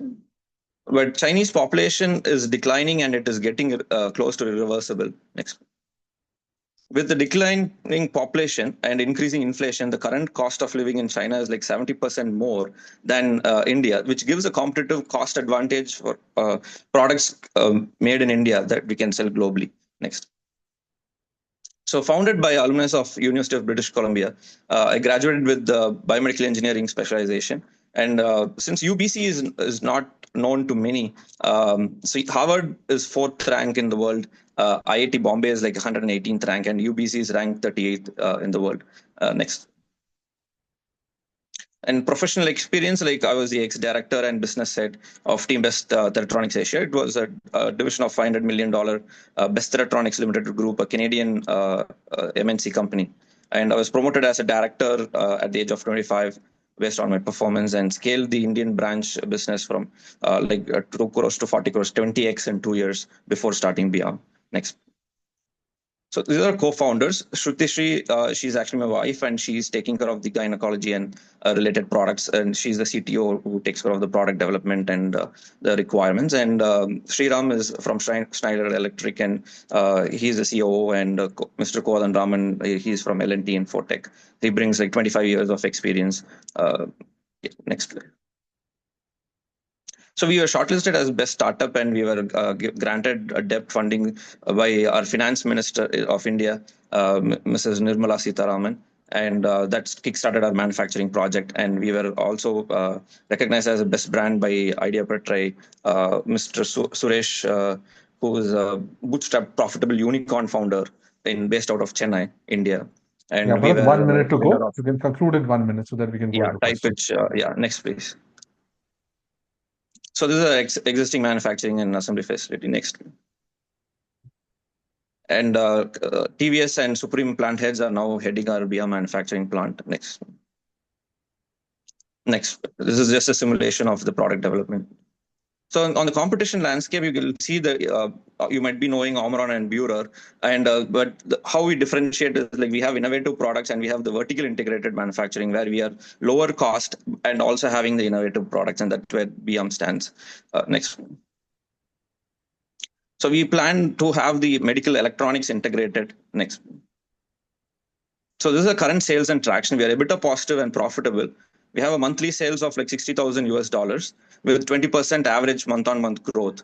And our we closed the financial year this March at $500,000 US, and in the next year we will be closing $1.5 million US without the funding. Next. So fundraise so far, $60,000 US we have bootstrapped and family, and $300,000 US through bank. Next. Our current raise target is like $500,000 US at a valuation of $5 million US. Next. And the immediate opportunity is like expanding to marketplaces in UAE, Canada, and USA. And USA is like a bigger market because the online penetration is higher, and it is better for us to penetrate into that market in D2C. And offline sales in India to hospitals and medical establishments through our own sales force and through tenders as well. Next. I'm up. Thank you. Yeah, thanks. You're open for questions? I'll be happy to take questions. Thanks for listening to my pitch. Yeah, we open for questions. Anyone? Last 2-3 minutes. Yeah. Mudit, Saroji, Vinay. Anyone has One any very question? simple question. Does your product come under the MDR 2017 Act? Or Yes, it does sir. not? It does come under, like some of the products do come under that. So CDSCO is basically the regulatory body in India. So, and we have got the registrations done for those products as well. So what NAICS code do you come under? Sorry? What code do you come under? What code do your products come under? What code? Like usually they classify it as Class A, Class B, a medical I'm device aware of room. that. Yeah. Right. But within that, again, you are also classified as under the NAICS coding, right? Not required. So like most of our products come under Class A, non-sterile and non-measuring products. So and Class B, there are only few products, and for which the regulatory approval is required and the certificates will be issued. And those are the products, some of which are we are currently under development. Most of the products that we are selling right now is Class A. All the sales that we have got right now is like Class A products. And that comes under the CDSC approval, yes. Yeah. In India. The And in reason I was US, asking that question, sorry. The reason I was in US asking it the is question US is, Go ahead, sir. Sorry.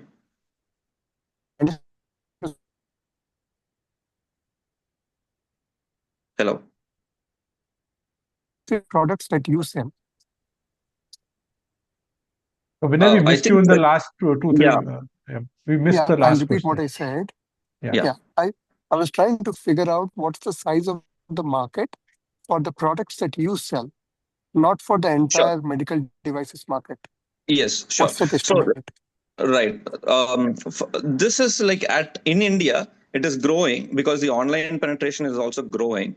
The market size is somewhere between like the SOM, the serviceable market, I'm putting it at, is like around 1,000 crores that is achievable in the next 5 years. 1,000 crores Indian rupees is what is the market that we are targeting.